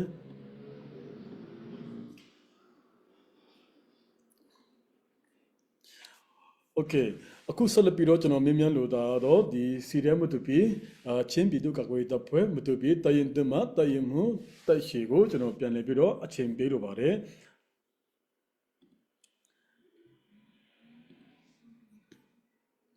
ဟယ်လိုဆရာမင်္ဂလာပါဆရာတရင်မှုမင်္ဂလာပါဟုတ်ကဲ့မင်္ဂလာပါဟုတ်ကဲ့အခုတဖန်ပြန်လဲမြင်းမြန်းလို့တဲ့မေခွန်းတရားပေါ့နော်ဒီကျွန်တော်တို့လက်ရှိမှာလဲဒီနိုင်ငံတကာမှာရောပေါ့နော်ဒီပြည်တွင်းပြည်ပမှာရောဒီအများကစိတ်ဝင်စားနေတဲ့ဒီ question တွေဖြစ်ပါတယ်ပေါ့နော်ဒီ question တွေကိုလည်းဆရာအနေနဲ့ဒါဖြေကြားစေလိုပါတယ်ဒီကျွန်တော်မင်းမြတ်မဲ့ဒီမေခွန်းတွေပေါ့နော်ဒီပထမဦးဆုံးမင်းမြတ်လို့တဲ့မေခွန်းကတော့ဒီ battalion 1ပေါ့နော်ဒီ CDF မတူပြေတရင်တစ်နေမြေမှာဒီစစ်ကောင်စီကနဲ့ဒီမကြသေးတဲ့အချိန်ကာလမှာပေါ့နော်ဒီမီးရှို့တဲ့ဖြစ်စဉ်ဖြစ်ခဲ့ပါတယ်ဒီမီးရှို့တဲ့ခါကျတော့ဒီအိမ်တွေပါသွားတယ်ပေါ့နော်နောက်ပြီးတော့ဒီတရိษံတွေရောပါသွားတယ်လို့ကျွန်တော်သိရှိရပါတယ်ဒီလိုမျိုးဆုံးရှုံးမှုမှာဒီတရင်တစ်ဒီအနေနဲ့ဒီအကာအကွယ်မပေးနိုင်ဘူးတရင်တီအနေနဲ့ဒီနေရာမှာဒီတက်ချထားပြီးမဲ့အကာအကွယ်မပေးနိုင်ဘူးဆိုတော့ပြောဆိုဝေဖန်တန်တွေကိုကျွန်တော်တို့ကြားနေရတာအားလုံးအသိပဲဖြစ်ပါတယ်ဒီပုံမှာဒီတရင်မှုအနေနဲ့ရောဘယ်လိုမျိုးသုံးသက်ဖြေချလိုပါတယ်လေခင်ဗျဟုတ်ကဲ့ဒါကတော့လူပြမှာရှိတဲ့ပြည်သူများရဲ့ပြောဆိုချက်လို့ကျွန်တော်တော့ထင်ပါဘူးဒီပါရောအိုက်ဒါပြည်သူများရဲ့ပြောဆိုချက်တွေပါလို့ကျွန်တော်ကတော့သုံးသပ်ချင်ပါတယ်ဒီအဆောက်အဦတွေအိမ်တွေတရိษံတွေပေါ့ဒီဟာကိုကျွန်တော်တို့ကာကွယ်ဖို့တဲ့ဒီလူလူထုရဲ့အသက်ကိုဦးစားပေးပြီးတော့ကျွန်တော်တို့ကာကွယ်တာကဒီလူလူထုဒီပြမှာရှိတဲ့ဒီလူထုအများကအသိဆုံးဖြစ်မယ်လို့ကျွန်တော်ကတော့ယုံကြည်ပါတယ်ကျေးဇူးတင်ပါတယ်ဟုတ်ကဲ့ပါအခုလိုဖြေချပေးလို့တော့သူပဲကျေးဇူးတင်ပါတယ်စောနာဒီတရမှုပြောသွားတဲ့ဒီအဖြေပေါ်မှာကျွန်တော်ပြန်သုံးသပ်ရရင်ကျွန်တော်တို့ဒီကိစ္စရက်ကဒီမြေပြင်မှာရှိတဲ့ဒီ idol ပြည်သူတွေနဲ့လုံးဝသက်ဆိုင်ခြင်းမရှိနိုင်ဘူးပေါ့နော်နည်းနိုင်တယ်အထူးသဖြင့်နိုင်ငံတကာရောဒီပြည်သူတွေအနေနဲ့ဒီကိစ္စကိုဒါပြောဆိုနိုင်တယ်ပေါ့နော်ဒီတို့တရင်ရင်းမြစ်တချာမတိရှိလို့လည်းဖြစ်နိုင်တယ်ဆိုတော့အသုံးသက်ချက်တွေကိုကျွန်တော်တို့ပြန်ကြားနေရတာဖြစ်ပါတယ်အခုလိုဖြေကြားပေးတဲ့အတွက်ကြောင့်လည်းဒါသူပဲကျေးဇူးတင်ရှိပါတယ်အခုဆက်လက်ပြီးတော့ကျွန်တော်မင်းမြန်းလို့တဲ့မေးခွန်းကတော့ဒီလက်ရှိဒီကာလမှာပေါ့နော်ဒီကျွန်တော်တို့ဒီချင်းပြည်နယ်ရဲ့ဒီနိုင်ငံရဲ့ရွေ့ဒီတော်လှန်ရေးရွေ့မှာရောပေါ့နော်ဒီကျွန်တော်တို့မတူပီအနေနဲ့ဒါတခါလေးပေါ့နော်အပြောင်းလဲတွေအများကြီးရှိလာတယ်ပေါ့နော်ဒီအပြောင်းလဲတွေအများကြီးရှိတဲ့အထဲမှာဒီကျွန်တော်တို့လူအများကစိတ်ဝင်စားတဲ့အရာလေးတစ်ခုရှိတယ်ပေါ့နော်တရင်6ကိစ္စဖြစ်တယ်ဒီ CDM မတူပြီးတရင်6ကိစ္စကလူအများရဲ့ဒီပစဖျားမှာပေါ့နော်ပြောမဖြစ်တော့အောင်ပေါ့နော်တိုးလို့ဆိုတဲ့ဒီပြောဆိုဝေဖန်တာတွေကိုအများကြီးကျွန်တော်ကြားရမှာဖြစ်ပါတယ်ဒီပုံမှာဒီကျွန်တော်တို့ပြန်လည်ပြီးတော့ဒီတရင်ရဲ့တာဝန်ရှိဆုံးနေနေပေါ့နော်ဒီတရင် idol နေရဲ့တာဝန်ရှိဆုံးလက်ရှိတရင်မှုနေနေရောပေါ့နော်ကျွန်တော်မြင်လို့တဲ့မေခွင်းကတော့ဒီတမန်တရင်လို့ခေါ်ရဲပေါ့နော်ဒီတရင်6စတင်ဖြစ်ပေါ်လာသည့်အခြေအနေဒီ CDM မတူပီရဲ့စီမင်းစည်းကမ်းနဲ့ကန့်ညီမှုရှိပါသလားဘောင်ဝင်မှုရှိပါသလားဆိုတာကိုဖြေကြားပေးဖို့ရန်အတွက်ဒါတရင်မှုကိုကျွန်တော်မြင်လို့ပါတယ်ဒီမေခွန်းလေးအောင်ဟုတ်ကဲ့ဒီCDM မတူပီဌာနချုပ်မှာကဒီတရင်တိုးခွင့်မူတော့ရှိပြီးသားဖြစ်ပါတယ်ဒီတရင်တိုးခွင့်ကနံပါတ်1အချက်အနေနဲ့ပြည်သူလူထုရဲ့ထောက်ခံမှုအပြည့်အဝရှိရမယ်ဆိုတာကနံပါတ်1အချက်ပေါ့နော်ပြီးတော့နံပါတ်2ပေါ့နိုင်ငံခြားsporting အခိုင်အမာရှိရမယ်ဆိုပြီးတော့မှနံပါတ်2အနေနဲ့ရှိတယ်ပြီးတော့လူရင်းက80ရှိရမယ်ဆိုပြီးတော့မှဒီဌာနချုပ်မတူပီ CDF ဌာနချုပ်မှာကမှုရှိပြီးသားဖြစ်တယ်ဒါကြောင့်မို့လို့ဒီအခုတရင်6ဖြစ်တည်လာခြင်းကိုကျွန်တော်အနေနဲ့တော့ဒီစီမီစီကနဲ့လုံးဝကိုက်ညီမှုမရှိဘူးလို့ပဲသုံးသပ်ပါတယ်ဟုတ်ကဲ့ပါဒီစောနာဒီတရမှုဖြေကြားသွားတဲ့အဖြေပုံမှာပေါ့နော်ကျွန်တော်ပြန်သုံးသပ်ရရင်ဒီ CDM မတူပီဌာနချုပ်ရဲ့ဒီစီမင်းစည်းကမ်းရပေါ့နော်ဘောင်မဝင်ဘူးဆိုတာကျွန်တော်သိရတယ်ပေါ့နော်စောနာဒီပြောသွားတယ်ဒီအများပြည်သူရဲ့ထောက်ခံမှုပေါ့နော်လည်းမရှိဘူးဆိုတာပြောသွားတယ်နောက်ပြီးဒီနိုင်ငံခြား supporting ရဲ့နောက်ပြီးသူတို့ရဲ့ထိန်းချုပ်နေမျိုးကအစားပေါ့နော်ဒီပြန်သုံးသပ်တဲ့ခါမှာတရမှုအနေနဲ့ပြောသွားတာတော့ဒီသူတို့ရဲ့ဒီဌာနချုပ်ရဲ့ CDM မတူပီဌာနချုပ်ရဲ့ဒီစီမီစီကန်နဲ့ရောဘောင်ဝင်မှုဆိုတာကိုသိရှိရတယ်ပေါ့နော်ဆောနာပြောသွားတဲ့အထက်မှာဟုတ်ကဲ့အခုလိုဖြေကြားလို့တော့သူပဲကျေးဇူးတင်ပါတယ်ဒီဆက်လက်ပြီးတော့ဆက်မေးခွန်းနဲ့ပတ်သက်ပြီးတော့မေးမြန်းလို့တဲ့မေးခွန်းကတော့ဒီ IDA နေမြေတွန်းပေါ့နော်ဒီ IDA တိုက်နေအတွင်းမှာဒီတရင်6ကိုစီယုံခွင့်ပိတ်ပင်ထားတယ်ဆိုတဲ့ ပြောဆိုဝေဖန်တန်တွေကိုရောဒီဆရာအနေနဲ့တကယ်ဟုတ်ပါသလားပေါ့နော်ဒီတိုက်နယ်အိုက်တိုက်နယ်တွင်ဒီတရင်ချော့ကိုစီယုံမဲဆွဲခွင့်တွေပေါ့နော်ပိတ်ပင်ထားတယ်ဆိုတာကိုဆရာအနေနဲ့ဟုတ်ပါသလားဟုတ်တယ်ဆိုရင်ဘာဖြစ်လို့လဲပေါ့နော်အကယ်မဟုတ်ဘူးဆိုရင်ရောဘာဖြစ်လို့လဲဆိုတာကိုဖြေကြားစေလိုပါတယ်ဟုတ်ကဲ့ဒါကျွန်တော်တို့ဒီတိုင်းရလက်ရုံတိုင်းရအနေနဲ့ပေါ့နော်ဒီဟာကိုကျွန်တော်လုံးဝမပိတ်ပင်ပါဘူးဒီ2024နှစ်လပိုင်း25မှာဌာနချုပ်ညီလာခံပြီးလို့ပေါ့နော်ကျွန်တော်တို့ဒီ2024နှစ်လပိုင်း26မှာတိုင်းရင်6တာဝန်ရှိပုဂ္ဂိုလ်များနဲ့ကျွန်တော်တို့ဒီလင်းရုံတိုင်းရင်နဲ့တွေ့ဆုံပြီးတော့စကားပြောကြတာပေါ့နော်အဲ့မှာကျွန်တော်တို့ပြောကြချက်ကဒီလိုပေါ့ခင်ဗျားတို့အဒါဖီတူလူထုနဲ့စီယုံရေးလုပ်ခွင့်ပေးမယ်ခင်ဗျားတို့တိုင်းရင်6ကိုကျွန်တော်တို့လင်းရုံအနေနဲ့ပီတူလူထုနဲ့တွေ့ဆုံခွင့်ပေးမယ်စီယုံခွင့်လုပ်ခွင့်ပေးမယ်ဆိုတော့သူတို့ကိုအရင်ဆုံးပြောတယ်ပေါ့နော်အဲ့မှာကစီယုံရေးပြီးလို့ရှင်ပေါ့ခင်ဗျားတို့အနေနဲ့ကျွန်တော်တို့နဲ့ပေါ့နော်ဒါပီတူမဲကိုခံယူပြီးတော့မှတကယ်လို့ပီတူလူထုကဒါအိုက်ဒါပီတူလူထုကဒါခင်ဗျားတို့တိုင်းရင်6ကိုအလိုရှိလို့ရှင်ပေါ့ကျွန်တော်တို့ထွက်ပေးမယ်ပေါ့နော်တို့တော့တကယ်လို့အိုက်ဒါပီတူလူထုကကျွန်တော်တို့တိုင်းရင်တဲ့လင်းရုံတိုင်းရင်ကိုပဲအလိုရှိတယ်ဆိုလို့ရှင်တော့ခင်ဗျားတို့ကဖယ်ပေးရမယ်ဆိုပြီးမှကျွန်တော်တို့အမှတွေ့ကြတယ်ပေါ့နော်တွေ့ကြတော့သူတို့ဖက်ကလည်းတိုင်းရင်6တာဝန်ရှိပုဂ္ဂိုလ်များကလည်းဒါကိုလက်ခံပြီးတော့မှနှစ်လပိုင်း28ရက်နေ့ပေါ့နော်ကျွန်တော်တို့ပြန်တွေ့ကြရအောင်ဆိုပြီးမှကျွန်တော်တို့ရက်ကိုတတ်မှတ်ကြတယ်ပေါ့နော်တို့တော့သူတို့ဖက်ကပြတ်ကွက်တယ်ပေါ့နော်ဒါနဲ့ဘာဖြစ်ဆိုပြီးမှကျွန်တော်တို့နောက်ထပ်သဘောထားကြည့်ပြရအောင်ဆိုပြီးတော့မှပြန်တွေ့ကြဖို့ကျွန်တော်ကိုယ်တိုင်ဖုန်းနဲ့ဆက်သွယ်ပြီးတော့မှဒီ IDAC မှာကျွန်တော်တို့နောက်ဆုံးမှပြန်တွေ့ကြတယ်ပေါ့နော်အဲ့မှာပြန်တွေ့ကြတဲ့အချိန်မှာကျွန်တော်တို့ကဘာဖြစ်ခင်ဗျားတို့စီယုံရေးဟိုခေါ်ပြောတဲ့အတိုင်းပဲစီယုံရေးလောက်ကြပါဆိုမှကျွန်တော်တို့ဖက်ကလင်းရုံတိုင်းရအနေနဲ့ပေါ့နော်သူတို့ပြောတဲ့ချိန်မှာကသူတို့ဖက်ကဒီတိုင်းရင်6တမန်တိုင်းရင်ပေါ့နော်သူတို့ဖက်ကပါပြောလဲဆိုတော့စီယုံရေးလည်းမလုပ်တော့ပါဘူးပြီးတော့ပြည်သူထောက်ခံမှုလည်းမယူတော့ပါဘူး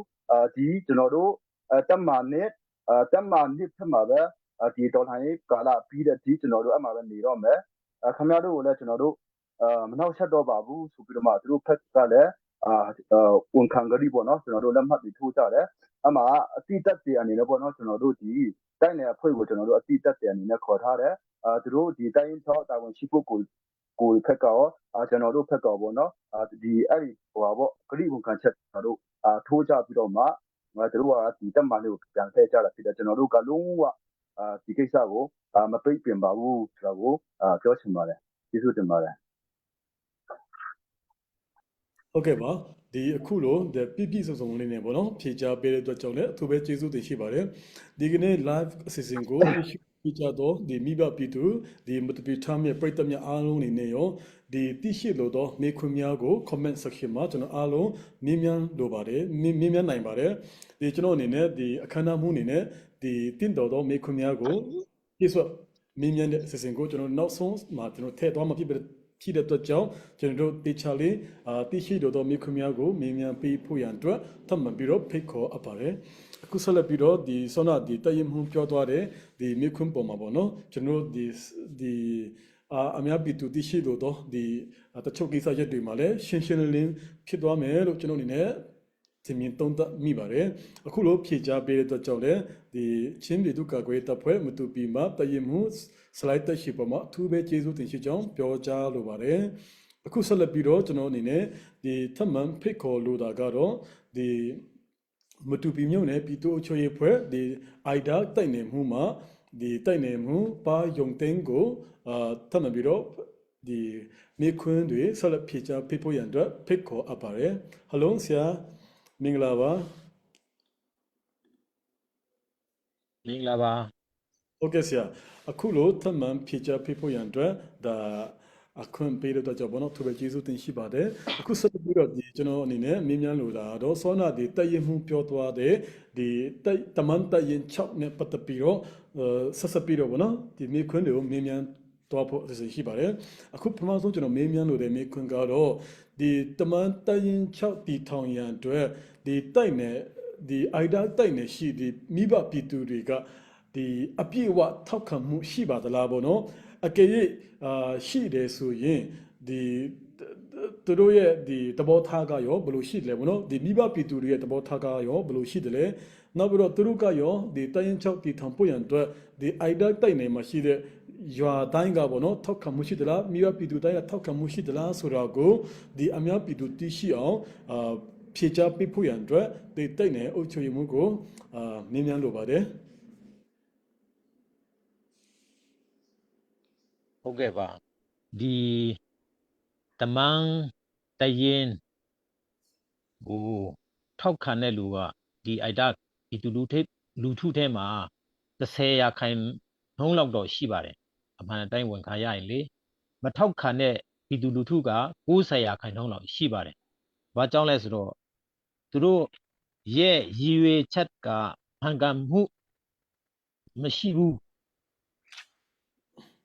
ဖြစ်နေတယ်ပြီးတော့ဒီသူတို့ဒီလို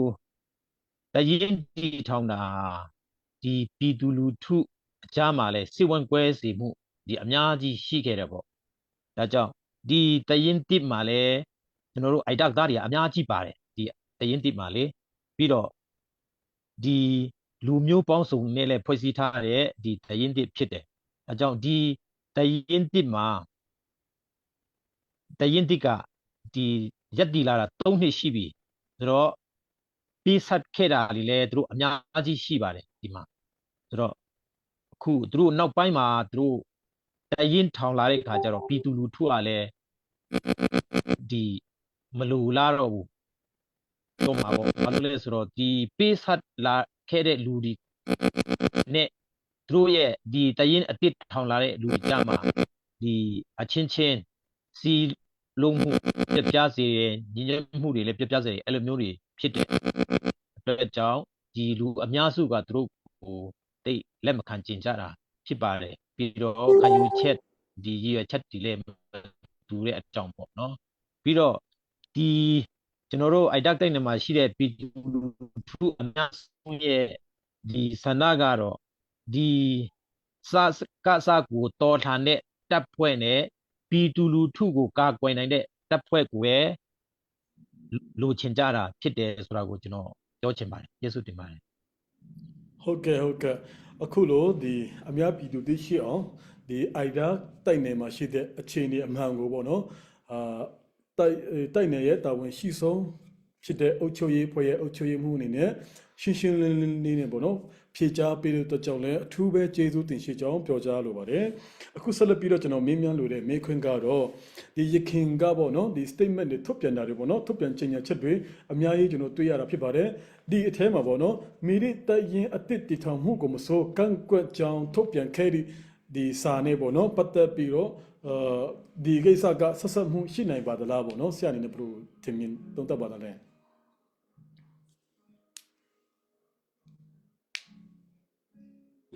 ဟုတ်ကဲ့ဆက်ဆက်နိုင်ပါတယ်ဒီကျွန်တော်တို့ဒီတရင်တစ်မှာရှိတဲ့အိုက်ဒါသားတွေကိုဒီတချို့အုပ်ချုပ်ရေးအဖွဲ့မှာပါဝင်တဲ့လူတချို့အပဲဖြစ်ဖြစ်ပြီးတော့ပြည်သူလူထုအချို့အပဲဖြစ်ဖြစ်သူတို့စီယုံတာရှိတယ်ပေါ့ဒါကြောင့်ဒီတရင်ထဲမှာအချင်းချင်းစေဝန်ကွဲတာတွေဖြစ်လာတဲ့အတွက်ကြောင့်ပြည်သူလူထုကအဲ့ဒါကိုမလိုလားဘူးဒါကြောင့်ကျွန်တော်တို့2023ဒီဇင်ဘာလ30ရက်နေ့မှာစာမှတ်ည9မြင်းဆောင်2023နဲ့ဒီကန့်ကွက်ကြောင်းကိုကျွန်တော်တို့ထုတ်ပြန်ချက်ထုတ်ထားပါတယ်ပြီးတော့ဒီ2024ဇန်နဝါရီလ29ရက်နေ့စာမှတ်1မြင်းဆောင်2024နဲ့လည်းကျွန်တော်တို့စာတစ်စောင်ထုတ်ပြီးမှစစ်ဦးစီးချုပ်ကိုကျွန်တော်တို့စာပို့ထားပါတယ်ဒါပေမဲ့ကျွန်တော်တို့မြေပြင်မှာရှိတဲ့ပြည်သူလူထုရဲ့ဒီကန့်ကွက်စာကိုအရေး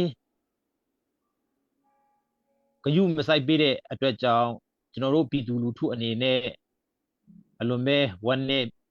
ကြောင်း ပြောကြားလိုပါတယ်ကျေးဇူးတင်ပါတယ် ဟုတ်ကဲ့ပါအခုလို့ဒီကျွန်တော်တို့သိရှိလို့တဲ့မိခွန်းတွေကိုဒီအုပ်ချုပ်ရေးမှုအနေနဲ့ပြပြစုံလေးနဲ့ပေါ့နော်ဖြေချပေးတဲ့ကြောင့်ဒီတိုက်နဲ့အုပ်ချုပ်ရေးမှုပုံမှာလည်းအထူးပဲကျေးဇူးတင်ရှိကြောင်းပြောကြားလိုပါတယ်အခုဆက်လက်ပြီးတော့ကျွန်တော်မြင်းမြန်းလိုတာကတော့ဒီချင်းပြည်သူ့ကာကွယ်ရေးတပ်ဖွဲ့မတူပြီးတိုက်ရင်တဲ့လေးုံတိုက်ရင်မှာဒီပြောရေးဆိုခွင့်ရှိသူဆရာနေဦးလင်းကိုပြန်လည်ပြီးတော့အလှည့်ပေးလိုပါတယ်ဟုတ်ကဲ့ဆရာမင်္ဂလာပါ ဟုတ်ကဲ့မင်္ဂလာပါ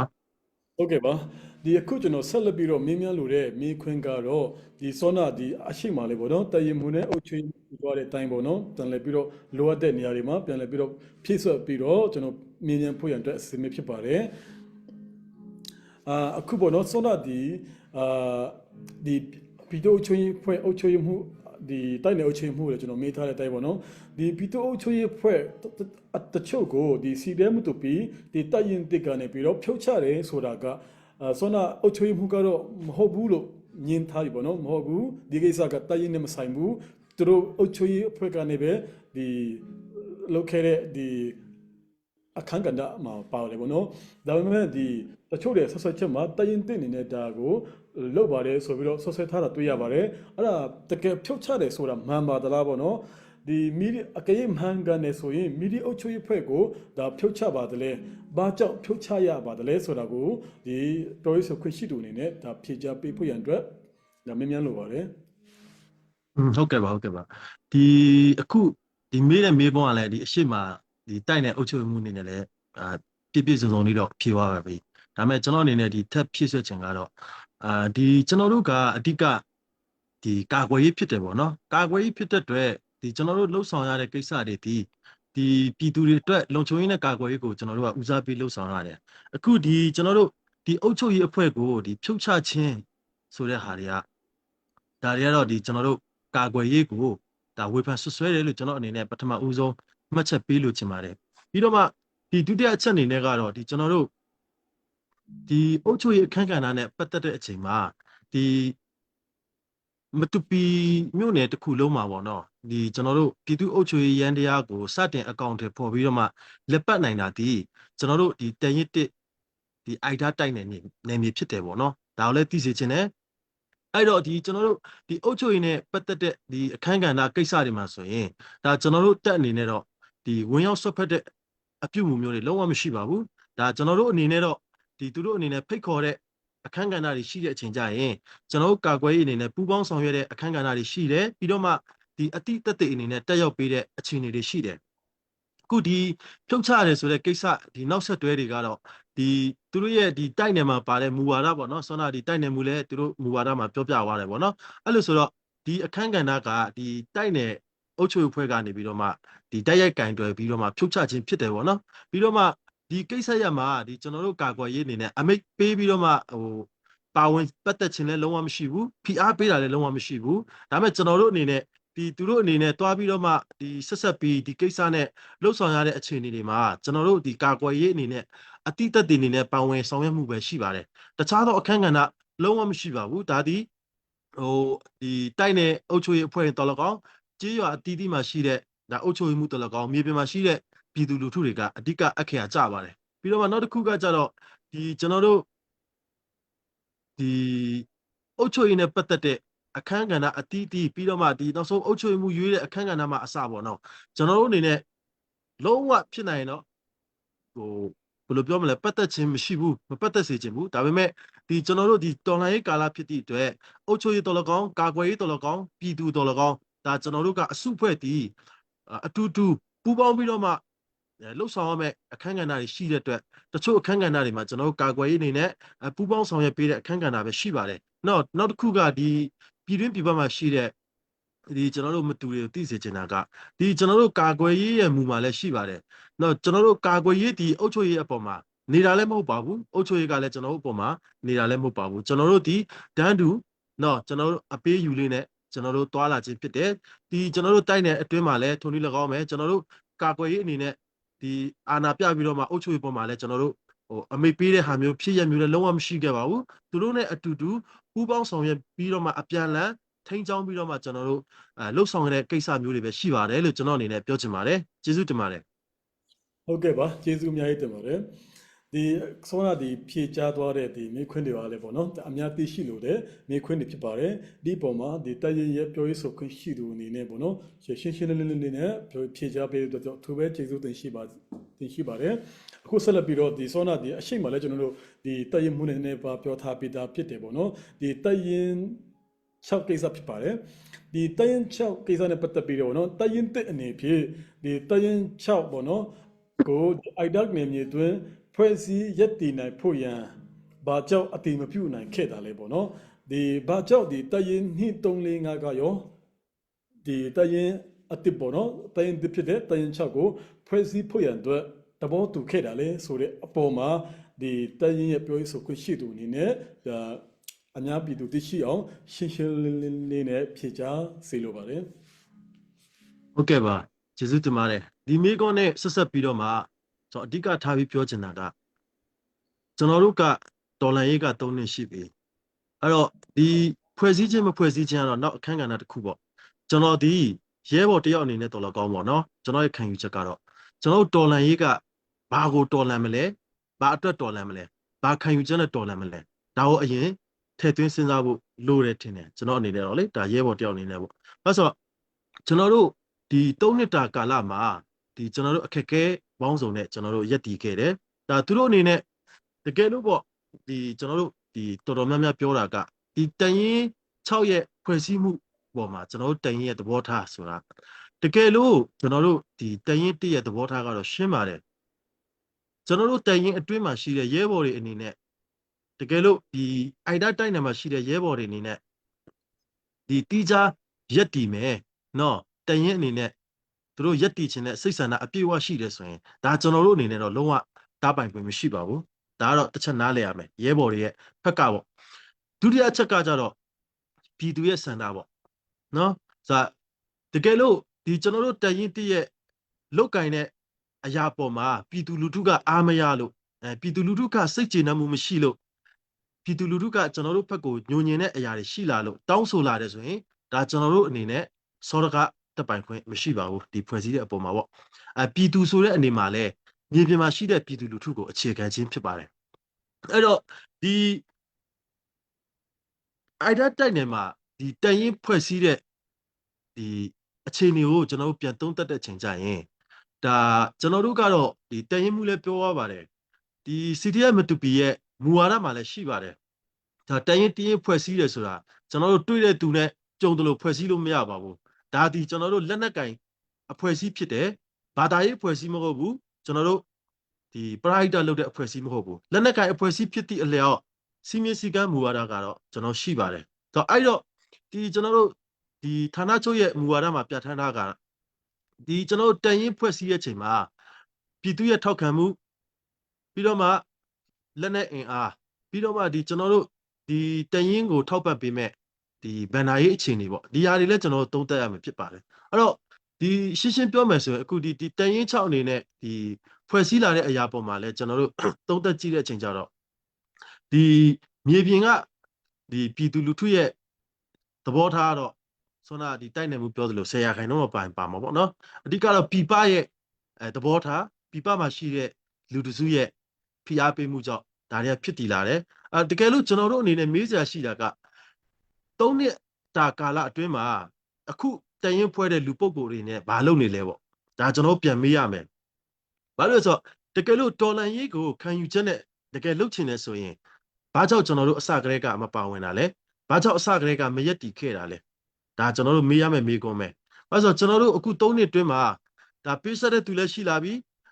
ဒီဒဏ်ရာရပြီးအနားယူရတဲ့ရဲဘော်တွေလည်းရှိလာပြီဒီလိုအခင်းချင်းမျိုးတွေရှိတဲ့အချိန်မှာဒီတရင်6အနေနဲ့ပေါ်လာတဲ့အချိန်မှာကျွန်တော်တို့အနေနဲ့တော့ဟိုကန့်ကွက်ဤမကန့်ကွက်ဤဆိုတဲ့အရာကိုကျွန်တော်တို့မပြောချင်ဘူးတော်လန်ရေးကိုဘယ်လိုစိတ်နဲ့ကျွန်တော်ဘယ်လိုခံယူချက်နဲ့လုပ်မလဲဆိုတဲ့အရာပုံမှာပဲအဆုံးဖြတ်ပေးမယ်ပြီးတော့မှအဓိကကတော့ဒီကျွန်တော်ပြောချင်တာတော့ဒီမြေပြင်မှာရှိတဲ့ပြည်သူလူထုတွေရဲ့သဘောထားဆန္ဒကတော့နံပါတ်1ဦးစားပေးပေါ့နော်သူတို့ရဲ့ဆုံးဖြတ်ချက်နဲ့ပဲကျွန်တော်တို့ဆက်သွားမှာဖြစ်ပါတယ်ပြီးတော့မှဒီဆွမ်းနာဒုတိယဒီဆက်တဲ့မေးခွန်းကတော့ဒီတရင်2 3 4ဆိုတဲ့ဟာမျိုးကတော့လေဒါကတော့ကျွန်တော်အနေနဲ့အများကြီးမဖြေချင်ဘူးဒါကျွန်တော်တို့မဲစနစ်နဲ့သွားတဲ့အချိန်မှာဒီ တခြားသောတရင်တွေကပေးခဲ့တဲ့အရာရှိတယ်ပေးခဲ့တဲ့အရာရှိတယ်အမီနာမအားဖြင့်တော့ဒါတရင်6ဆိုပြီးတော့မှခွင့်ပြုပေးခဲ့တဲ့အရာရှိတယ်ဒါမဲ့သူ့ရဲ့တရင်တင်းရဲ့တိဆောက်ပုံတရင်တင်းရဲ့ရှိရမယ့်လက္ခဏာတွေကတော့သူ့မှာပြည့်စုံခြင်းရှိမရှိဆိုတော့ဒါတရင်ဖွဲ့စည်းတဲ့လူပုဂ္ဂိုလ်တွေကအတိဆုံးဖြစ်မှာပါဒီအရာပေါ်မှာလည်းကျွန်တော်အနေနဲ့ဒီတခြားသောဒီတရင်ကဘာလို့ယက်တီပေးလဲဆိုတဲ့ဟာမျိုးကိုသဘောထားမှတ်ချက်မပေးချင်ပါဘူးဒါကတော့ကျွန်တော်တို့ကခံယူချက်အတီးတီးနဲ့တွားတဲ့အချိန်မှာသူတို့လည်းကောင်းမယ်ထင်လို့ပေးချင်အမြင်ရှိလို့ပေးမှာပေါ့နော်ဒါကျွန်တော်အနေနဲ့တော့ဝေဖန်ပိုင်ခွင့်မရှိဘူးဒါပေမဲ့ဘာပဲဖြစ်ဖြစ်ဒီတရင်6ကိစ္စနဲ့ပတ်သက်ပြီးတော့မှအခုဒီ line ပေါ်မှာလည်းကျွန်တော်တို့ကြရက်ထနေတဲ့အရာတွေအားလုံးကဒါကျွန်တော်တို့တရင်တစ်အနေနဲ့ထူးထူးရှင်းပြနေမှာမဟုတ်ဘူးမြေပြင်မှာရှိတဲ့ပြည်သူလူထုရဲ့သဘောထားဆန္ဒကိုဒါကျွန်တော်တို့အခြေခံမယ်ဒီကျွန်တော်တို့တက်တွင်းမှာရှိတဲ့အိုက်ဒါတိုက်နယ်ကရဲဘော်တွေရဲ့သဘောထားဆန္ဒကိုဒါအခြေခံချင်ပါတယ်လို့ကျွန်တော်ပြောချင်တယ်ကျေးဇူးတင်ပါတယ်ဟုတ်ကဲ့ဒီဆက်လက်မေးမြန်းလို့တာတော့ဒီစောနာပေါ့နော်ပြောကြတဲ့အထဲမှာဒီတက်ရင်6ဒီထောင်တဲ့ခန်းကဏ္ဍမှာပေါ့နော်ဒီကျွန်တော်တို့ဒီတရင်ရဲ့စီမီစီကန်ရပေါ့နော်ဒီတရင်စီမီစီကန်ရမှာဒီပါဝင်တဲ့ဒီအဖွဲ့ဝင်ဒီရဲဘော်တွေဆိုရင်ဒီအခြေခံစစ်ပင်ရပြီးမြောက်ပြီးသားဖြစ်ရမယ်ဆိုတာလည်းရှိရတယ်ပေါ့နော်ဒီတရင်6အနေနဲ့ရောဒီကိစ္စတွေမှာဒီသူတို့တင်ပြလာတော့ဒီအချက်လက်တွေရဒီတရင်ရဲ့တရင်တက်ကနဲ့ပြောရေးဆိုခွင့်ရှိသူနေနေပေါ့နော်ဒါသူတို့ရဲ့တင်ပြလာမှုပေါ်မှာအားရကျဉ်းမှုရှိပါသလားဘယ်လိုသုံးသပ်နိုင်ပါသလဲဟုတ်ပြီကျွန်တော်ကတော့ဒီလူဦးရေကိုကိန်းကနန်းနဲ့တော့ကျွန်တော်မပြောချင်ဘူးဒါဒီစီရေးဆိုင်ရာကိစ္စဖြစ်တဲ့အတွက်ဒီကျွန်တော်တို့တရင်တင်မဟုတ်ဘူးတခြားမှာရှိတဲ့ကျွန်တော်ရဲ့ညီကိုတွေဖြစ်တဲ့တရင်2 3 4 5တွေလည်းရှိသေးတဲ့အတွက်လူဦးရေနဲ့တော့ကျွန်တော်ကိန်းကနန်းအတိအကျမပြောချင်ပါဘူးဒါတော့ဘာဖြစ်ဖြစ်နားလည်ပေးကြမယ်လို့ထင်တယ်ဒါပေမဲ့ဒီကျွန်တော်ရာခိုင်နှုန်းအဖြစ်ပြောပြမယ်ပေါ့နော်ဒါကျွန်တော်တို့တရင်တင်းမှာရှိရမယ့်ဒီရာခိုင်နှုန်း100မှာသူတို့အနေနဲ့25ရာခိုင်နှုန်းလောက်ပဲရှိတယ်ဒါဒီအကုန်ပေါ့နော်ဒါကျွန်တော်တီးတလောက်ပေါ့နောက်တစ်ခုကကြတော့ဒီကျွန်တော်တို့မူဝါဒမှာပြဋ္ဌာန်းထားတာက CDF ရဲဘော်ဖြစ်ပြီဆိုရင်တော့ကျွန်တော်တို့မိသူမဆိုပေါ့နော်အခြေခံစစ်ပညာသင်တန်းကိုတက်ရောက်ပြီးစီးတဲ့သူဖြစ်ရမယ်ဒါမူဝါဒမှာပြပြီးသားအခုဒီတရင်6မှာရှိတဲ့ဒီတရင်မူဒုတရင်မူဒီဦးစီးမှုတွေဆိုတဲ့ဒီလူပုဂ္ဂိုလ်တွေအားလုံးကကျွန်တော်တို့စစ်တင်တန်းမတက်ရသေးတဲ့လူပုဂ္ဂိုလ်တွေဖြစ်ပါတယ်ဒါကတော့လုံးဝအရှိတရားဖြစ်ပါတယ်ကျွန်တော်တို့မှာတက်တဲ့အထောက်ထားအတိအကျရှိပါတယ်ဒီလူပုဂ္ဂိုလ်တွေထဲမှာဒီလုံးဝစစ်တင်တန်းဒီကျွန်တော်တို့အခြေခံစစ်ပညာသင်တန်းပြီးသားလူကကျွန်တော်တို့တီးတလောက်ဆိုရင်တရားဝင်2ယောက်ရှိတယ်ပြီးတော့မှကျွန်တော်တို့တရင်ကနေပြီးတော့မှစစ်တင်တန်းပြီးခဲ့တဲ့ဒီအရန်ပေါ့နော်ပျောက်ကြားတက်လို့ခေါ်တဲ့လူပုဂ္ဂိုလ်3ဦး4ဦးလောက်ရှိတယ်ဒါကသူတို့တရင်မှာရှိတဲ့အရှိတရားပါဒီတခြားသောလူတွေကတော့လုံးဝအခြေခံစစ်ပညာသင်တန်းကိုတက်ရောက်ခြင်းမရှိသေးပါဘူးလို့ကျွန်တော်ပြောချင်ပါတယ်ဟုတ်ကဲ့ပါဒီဆောနာဒီဖြေချသွားတဲ့ဒီမေခွန်းအဖြေတွေပေါ်မှာကျွန်တော်ပြန်သုံးသပ်ရမယ်ဆိုရင်ဒီစီရမတ်ပီအားလုံးသဘောတူထားတဲ့ဘုံသဘောတူညီချက်အနေနဲ့ရောပေါ့နော်ဒီဆန့်ကျင်ဘက်ဖြစ်နေတဲ့ဒီဘောင်အဲ့ဒီတမထာတော်စီမီစီကနေလည်းဒါဘောင်မဝင်ဘူးပေါ့နော်အဲ့တော့ဒီသူတို့ကဒီဒါပေမဲ့ဒီအများရဲ့စန္ဒဒီဌာနချုပ်ရဲ့ဒီ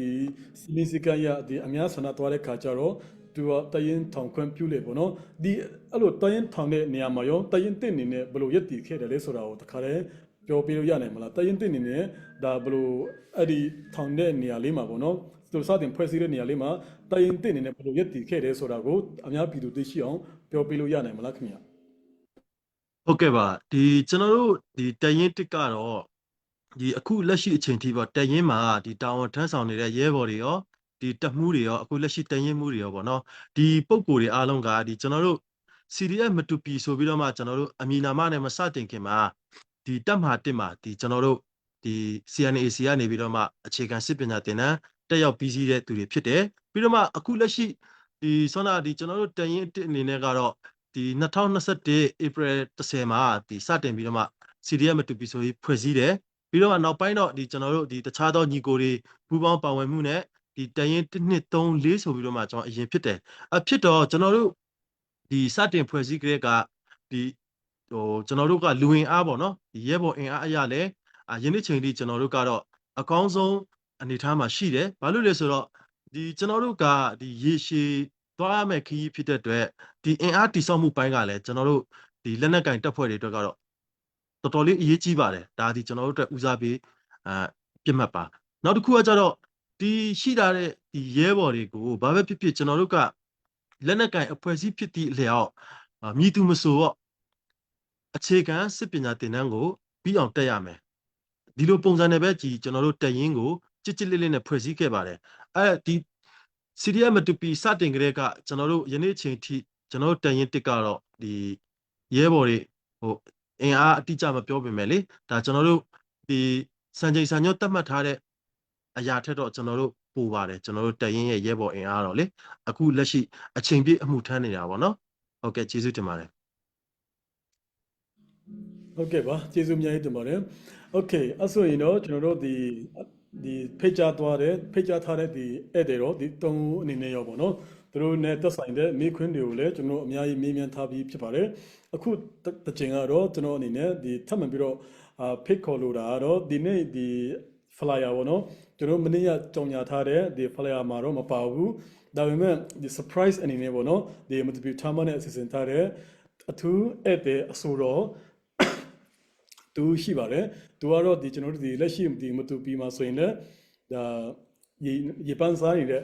အဆိုတော်ဖြစ်ပါတယ်ပေါ့နော်သူ့ကိုကျွန်တော်တို့ဒီအခုခက်တာအနားယူတဲ့အနေနဲ့သူ့ကိုဖျော်ပြဖို့ရန်အတွက်ကျွန်တော်နေဖိတ်ခေါ်လိုပါတယ်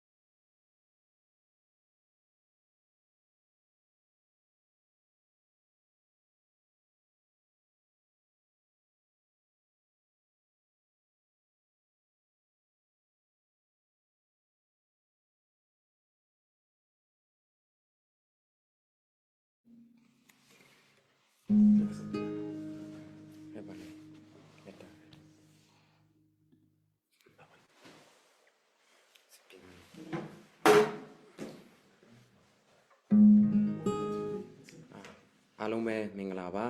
ကျွန်တော်ဒီနေ့မထင်မှတ်ပဲနဲ့ပါဝင်ခွင့်ရတဲ့အတွက်ကြောင့်အထူးပဲဝမ်းသာပါတယ်ကျွန်တော်အခုဒီဆိုမဲ့တခြင်းကတော့ခွန်အားဖြည့်မိငယ်အားလုံးရတဲ့တခြင်းလေးပဲကျွန်တော်ပြင်ဆင်ထားပါတယ်ခွန်အားဖြည့်မိငယ်အခုကျွန်တော်တို့ပြဿနာတွေအများကြီးကြားရတယ်ပေါ့နော်ဒါပေမဲ့ဒေါ်လာရေးကာလဖြစ်တဲ့အတွက်ဒီပြဿနာတွေကိုကျွန်တော်တို့အနေနဲ့အားလုံးဖြေရှင်းနိုင်ဖို့ကတော့အများကြီးပြင်ဆင်ဖို့လည်းလိုတယ်ဘသူကမှားတယ်ဘသူမှန်တယ်ဆိုတာလည်းကျွန်တော်တို့အနေနဲ့အများကြီးဆုံးဖြတ်နိုင်မှာမဟုတ်ဘူးအဲဒါကြောင့်မလို့ကျွန်တော်တို့ဒီအခက်အခဲတွေကိုကျွန်တော်အားတင်းထားဖို့လိုတယ်နောက်တစ်ချိန်မှာဘလို့အခြေအနေအကောင်းဆုံးအခြေအနေတစ်ခုတော့ပြန်ဖြစ်လာမယ်လို့ကျွန်တော်လည်းမျှော်လင့်ပါတယ်အဲဒါကြောင့်မလို့ကျွန်တော်အားတင်းရအောင်ခွန်အားဖြည့်မြင့်ငယ်ဆိုတဲ့တခြင်းနဲ့ဒီနေ့အနေငယ်အားလုံးကိုခွန်အားပေးချင်ပါတယ်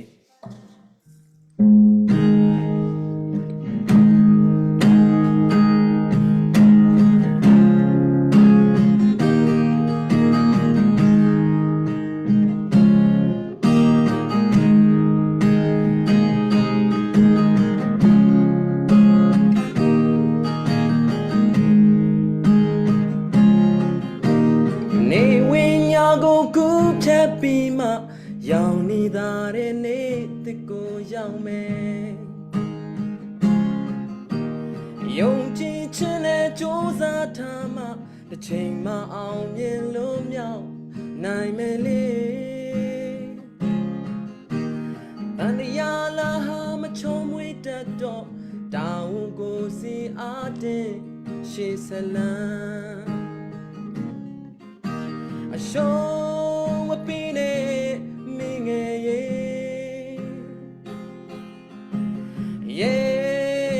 ့မကြော်ဖြစ်သွားအများကျိုးအတွက်တောင်းဝန်ထမ်းရွက်တဲ့အခါတကယ်ကိုကျိုးစွနိုင်မှာ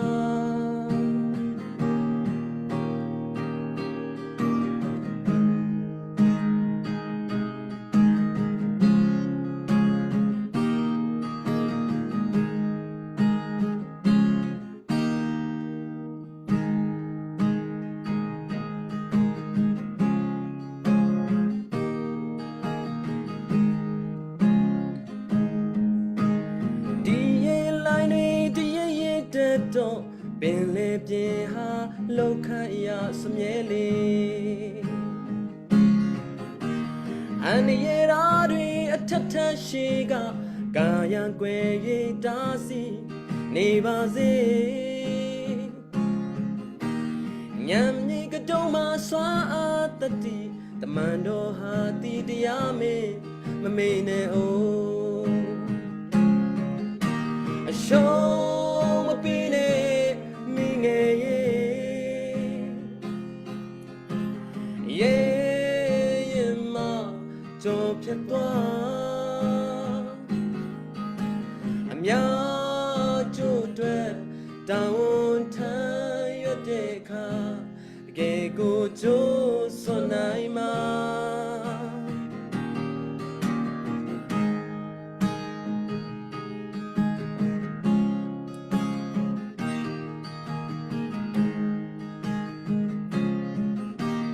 Show me pine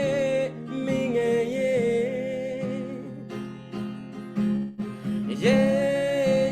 ma jo phet twa amya jo twe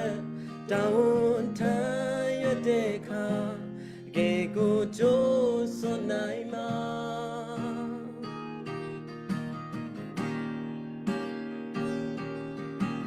နေဝိညာကိုကူဖြတ်ရဲမှာရောက်နေတာတဲ့နေ့တစ်ကိုရောက်မယ်ယုံကြည်ခြင်းနဲ့ကြိုးစားထားမှတစ်ချိန်မှအောင်မြင်လို့မြောက်မယ်မဟုတ်လား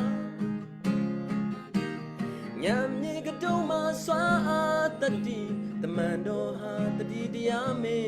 မမေနဲ့အို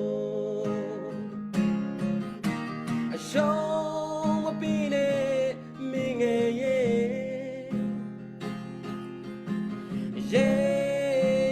ma jo phet twa amya jo twe tawn than yot de kha ke ko jo so nai ma tan ya la ha ma chom we tat do Yen sayang ko apye minge Tandiya la ha ma chom we tato Yen sayang ko apye minge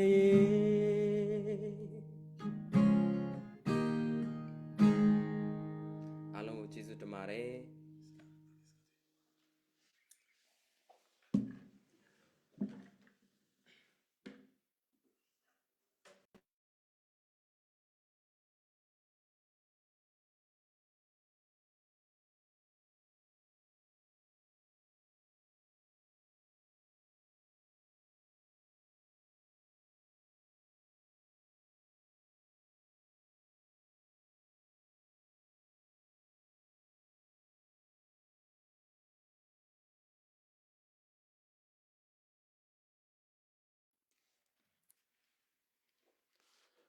ဟုတ်ကဲ့အခုလို့ကျွန်တော်တို့အတွက်ဒီဒေဂီတာအဖြစ်ဖြောဖြေတင်ဆက်ပေးသွားတော့ကျွန်တော်တို့ဒီမတူပီမှာတတိစဒီနာမည်ရဆိုတော့ဗောနော်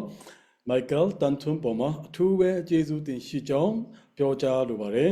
ဒီမတူပီထားမနဲ့ကျင်းပပြုလို့တော့ဒီထောက်ရှိုးအစီအစဉ်မှာကျွန်တော်တို့ဒီတိုက်ရမှုအပါဝင်ဒီပြောရေးဆိုခွင့်ရှိသူဒီတိုက်နေအုပ်ချုပ်ရေးမှုအပြင်ပေါ့နော်အခုလို့ surprise အနေနဲ့ကျွန်တော်တို့ရဲ့ talk show စီစဉ်မှာဝင်ရောက်ဖြောဖြေပေးတဲ့အတွက်ကြောင့်ဒီမိုက်ကယ်တန်ထွန်းကိုအထူးပဲကျေးဇူးတင်ရှိကြောင်းပြောကြားရင်းနဲ့မိုက်ကယ်တန်ထွန်းပေါ်မှာအထူးပဲကျေးဇူးတင်ရှိကြောင်းပြောကြားလိုပါတယ်အခုဆက်လက်ပြီးတော့ကျွန်တော်တို့ဒီမင်းမြန်းလိုတဲ့ဒီမင်းခွန်းကတော့ပထမအဆုံးအနေနဲ့တိုက်နေအုပ်ချုပ်ရေးမှုကိုကျွန်တော်မင်းမြန်းလိုပါတယ်ဟလုံးတိုက်နေအုပ်ချုပ်ရေးမှုမင်္ဂလာပါ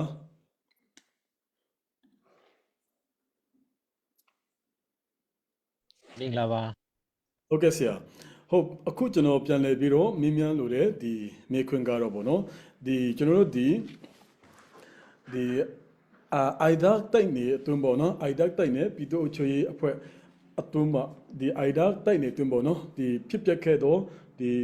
စစ်ကောင်စီအကြမ်းဖက်စစ်ကောင်စီမှာဒီမီရှို့တဲ့ဖြစ်စဉ်မှာပေါ့နော်ဒီအိမ်တွေပြင်တိရစ္ဆာန်တွေတေဆုံးမှုတွေရှိခဲ့တယ်ပေါ့နော်အဲ့ဒီပုံမှာဒီ ဒီဟိုနော်ဒီစီတမ်မတူပီတိုင်ရင်တဲ့အနေနဲ့ဒီတက်ချထားတဲ့တော့ကြောင့်ပေါ့နော်အကာအကွယ်မပေးနိုင်ဘူးဆိုတော့ဒီပြပမှာဒီလူတချို့ရဲ့ဝေဖန်တန်တွေကိုကျွန်တော် live ပေါ်မှာပေါ့နော်တွေ့နေမြင်နေရပါတယ်ဒီအပေါ်မှာဒီအုပ်ချုပ်နော်ဒီ၎င်းဆွဆွဲချက်တွေကိုပြန်လိုပါတယ်လေပေါ့နော်ဘလို့သဘောထားရှိပါတယ်လေဆိုတာကိုအများပြည်သူသိရှိအောင်ဖြေချပေးဖို့ရန်အတွက်ဖိတ်ခေါ်လိုပါတယ်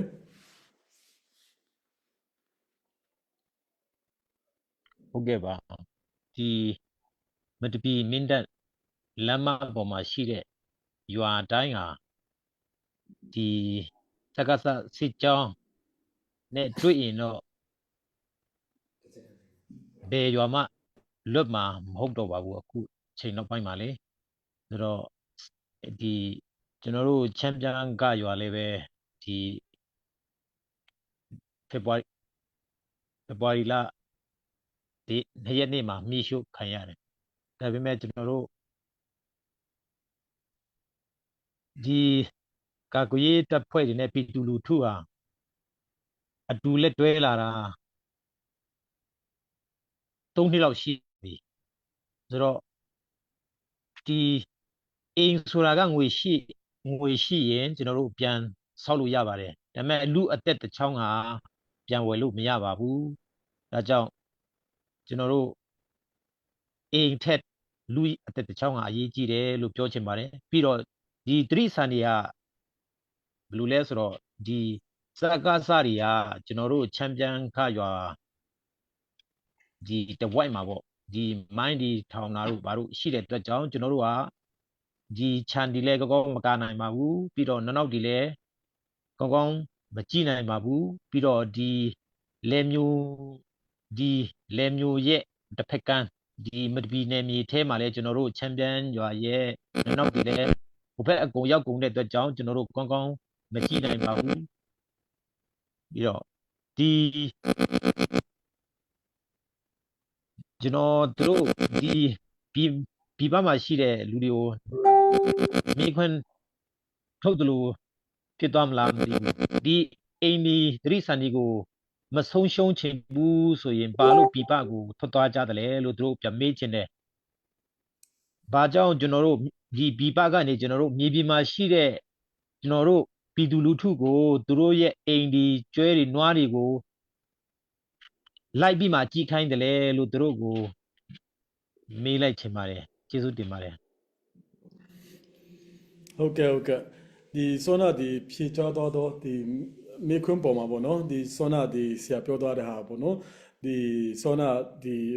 အိုက်ဒါနေမြေတို့မှာဒီအချမ်ဖတ်စစ်ကောင်စီကနေပြီးတော့အိမ်တို့ပေါ့နော်ဒီစောနာတရစ်ဆန်တို့ဘာလို့ဒီမီရှို့သွားတဲ့အချိန်မှာပေါ့နော်ဒီစောနာဒီဆရာအနေနဲ့ဒီစောနာဒီနိုင်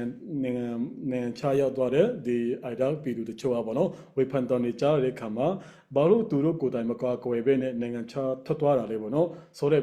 ခန်းစားချက်မျိုးပေါ့နော်ဆရာအနေနဲ့ကျွန်တော်တို့ကိုပြန်လည်ပြီးတော့ဖြေကြားတဲ့အပေါ်မှာပေါ့နော်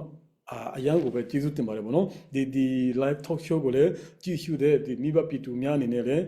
အသွေးတွေဝင်လာမယ်လို့ကျွန်တော်အနေနဲ့မျှော်လင့်ပါတယ်ဒီဆက်လက်ပြီးတော့မြင်းမြန်းလို့တဲ့မိခွန်းတွေကိုလည်းဒီကျွန်တော်တို့ရဲ့ talk show ရဲ့ live comment section မှာကျွန်တော်မြင်းမြန်းနိုင်ပါတယ်မြင်းမြန်းနိုင်တဲ့အကြောင်းပေါ့နော်ပြောကြားလိုပါတယ်အခုဆက်လက်ပြီးတော့ဒီ၎င်းနဲ့ဆက်ဆက်ပြီးတော့ဒီကျွန်တော်တို့ဒီချင်းပြည်သူ့ကာကွယ်တပ်ဖွဲ့ဒီမတူပြီးပြောရေးဆိုခွင့်ရှိတဲ့ဒီຫນွေဦးလင်းကိုလည်းပေါ့နော်ဆက်ဆက်ပြီးတော့ဒီကိစ္စနဲ့ပတ်သက်ပြီးတော့ကျွန်တော်ပြန်လည်ပြီးတော့ဒါမြင်းမြန်လိုပါတယ်စောနာဒီအုတ်ချိုရေးမှုပြောကြားတဲ့အချက်မှာပေါ့နော်ဒီတိုင်းရင်ရဲ့ပြောရေးဆိုခွင့်ရှိသူအနေနဲ့ရောဒါဘယ်လိုပြီးတော့ဘယ်လိုမျိုးသဘောထားရှိပါတယ်လဲဆိုတော့အများပြည်သူသိရှိအောင်ပြောကြားပေးလို့ရနိုင်မလားခင်ဗျဟုတ်ကဲ့ပါဒီကျွန်တော်တို့ဒီတိုက်နယ်မှုကတော့ပြောတင်ပြောထိုက်တာပြောတာကျွန်တော်အနေနဲ့ဖြည့်ဆွတ်ချင်တာကတော့ကျွန်တော်တို့ဒီကာကွယ်ရေးပေါ့နော်ကျွန်တော်တို့ကအတက်နိုင်ဆုံးပေါ့ပြည်သူတွေကိုအရှိရနေမမမအမြဲတမ်းကာကွယ်နေပါတယ်တကယ်လို့ဒီတာလွန်အင်အားဒီလက်နက်ခဲယမ်းအင်အားတာလွန်စွာနဲ့ကျွန်တော်တို့ရောက်လာတဲ့အနေအထားတွေပေါ်မှာတော့ကျွန်တော်တို့ပြည်သူကိုဘေးကင်းရေးကနံပါတ်1ဦးစားပေးဖြစ်ပါတယ်အဲ့လိုဆိုတော့ဒီကြီးရွာပေါ်မှာမီးရှို့တယ်ဒီကျွန်တော်တို့မွေးမြူထားတဲ့ဒီကြက်တွေဝက်တွေပါတယ်ပေါ့နော်အဲ့ဒီအရာတွေဆုံးရှုံးတဲ့ပေါ်တွေမှာဒီစောတကားတက်တဲ့အရာတွေကတော့ တကယ်ပြန်စဉ်းစားမယ်ဆိုရင်ကျွန်တော်တို့ဝမ်းနေဖို့ကောင်းတယ်။ဘာလို့ဆိုတော့ဒီကျွန်တော်တို့အခုကာလမှာကဘယ်နေရာမှာကျွန်တော်တို့လုံခြုံမှုဆိုတာမရှိပါဘူး။ဒါကိုသိရမယ်ကျွန်တော်တို့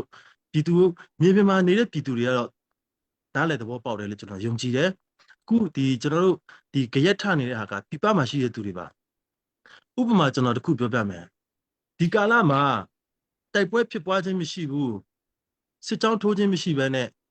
နော်ဒီလေရင်နဲ့အစမတန်ဘုံကျဲတဲ့ဟာတွေတကယ်စစ်ကြောင်းထိုးလာတဲ့ပြည်သူတွေရဲ့အိမ်တွေကိုရွာလုံးကျွမိရှုတဲ့ဖြစ်ရမျိုးတွေကကျွန်တော်တို့မတူပီတနေထဲမှာမဟုတ်ပါဘူးမြန်မာတနိုင်ငံလုံးနှီးပါဖြစ်နေတာအဲ့ဆိုတခါလေကြာရင်ကျွန်တော်တို့ဒီစကားပြောတဲ့လူရဲ့အတွေးခေါ်ကသူ့ရဲ့ဒီဘယ်လိုပြောမလဲကိုကြီးကိုသွေးကိုပြရလို့ကျွန်တော်အနေနဲ့သုံးသပ်ချင်တယ်ကျွန်တော်တို့အနေနဲ့ကတော့ရှင်းပါတယ်ကျွန်တော်တို့ကာကွယ်ရေးအနေနဲ့ပြည်သူကိုဆွမ်းနိုင်တဲ့လောက်ကျွန်တော်တို့ကာကွယ်မယ်တကယ်လို့ကျွန်တော်တို့တားတဲ့စီးအခြေအနေပေါက်ပြီဆိုရင်တော့ပြည်သူကိုနံပါတ်1ဦးစားပေးအနေနဲ့ကျွန်တော်တို့ဘေးကင်းရေးကိုဆောင်ရွက်မယ်အဲ့ဒီရဲ့ဆောင်ရွက်ပြီးတဲ့နောက်မှာကျွန်တော်တို့အနေနဲ့တုတ်ပြန်တဲ့ဟာကိုတုတ်ပြန်မယ်ဒါကတော့ကျွန်တော်တို့လှုပ်ဆောင်နေတဲ့အရာပေါ့အခုဖြစ်လာတဲ့အရာတွေကတော့ဒါကျွန်တော်တို့အိမ်မီးရှို့ခံရတယ်ဘာညာဆိုတာလက်တလောဒီအိမ်မီးရှို့ခံရတဲ့အခြေအနေကမြေပြင်မှာရှိတဲ့ပြည်သူလူထုတွေကနံပါတ်1ထိခိုက်နေတာခံစားရတယ်အဲ့တော့ကျွန်တော်အနေနဲ့ဒီကိစ္စတွေဖြစ်ပွားပြီးနောက်ပိုင်းမှာပြည်သူတွေနဲ့တွေ့တယ်ကျွန်တော်တို့ဟိုလိုအပ်ချက်ရှိခဲ့တယ်ပေါ့နော်ဒါကျွန်တော်တို့အနေနဲ့တောင်းမကြည့်ခဲ့ဘူးလို့တချို့ထင်ကြတဲ့အတွက်ကျွန်တော်လည်းသွားတယ်ကွင်းစင်းတဲ့အချိန်မှာပြည်သူတွေကတကယ်ထိခိုက်နေတာခံစားရတဲ့ပြည်သူတွေကဘာမှစောရခတက်ချင်းကိုမရှိဘူးဘာပြောလဲဆိုတော့ကျွန်တော်တို့ကျမတို့ခမရတို့အသက်အန္တရာယ်ကင်းဖို့အရေးကြီးတယ်ဒါပြည်သူတွေရဲ့ဘက်ကပြန်လာတဲ့ဟာပေါ့အဲ့လိုဆိုတော့ဒီအခုဒီမေးခွန်းတွေပါလာတဲ့အရာတွေပေါ်မှာတော့ဒီပြည်ပမှာရှိတဲ့သူတွေပေါ့နော်ကျွန်တော်သိစေချင်တာကဒီနေ့မြန်မာပြည်မှာကျွန်တော်မတူပီတစ်ခုတည်းမဟုတ်ဘူးထန်တလန်မျိုးကြီးပြကြသွားတယ်ထန်တလန်ပြည်သူတွေဘာစောရကတက်လဲမင်းတက်မှာကျွန်တော်တို့ပြကြတယ်မင်းတက်ပြည်သူတွေဘာစောရကတက်လဲဒါကျွန်တော်တို့သုံးသပ်ရမှာကျွန်တော်တို့ရဲ့အတွေးခေါ်ကျွန်တော်တို့ရဲ့အပြောဆိုက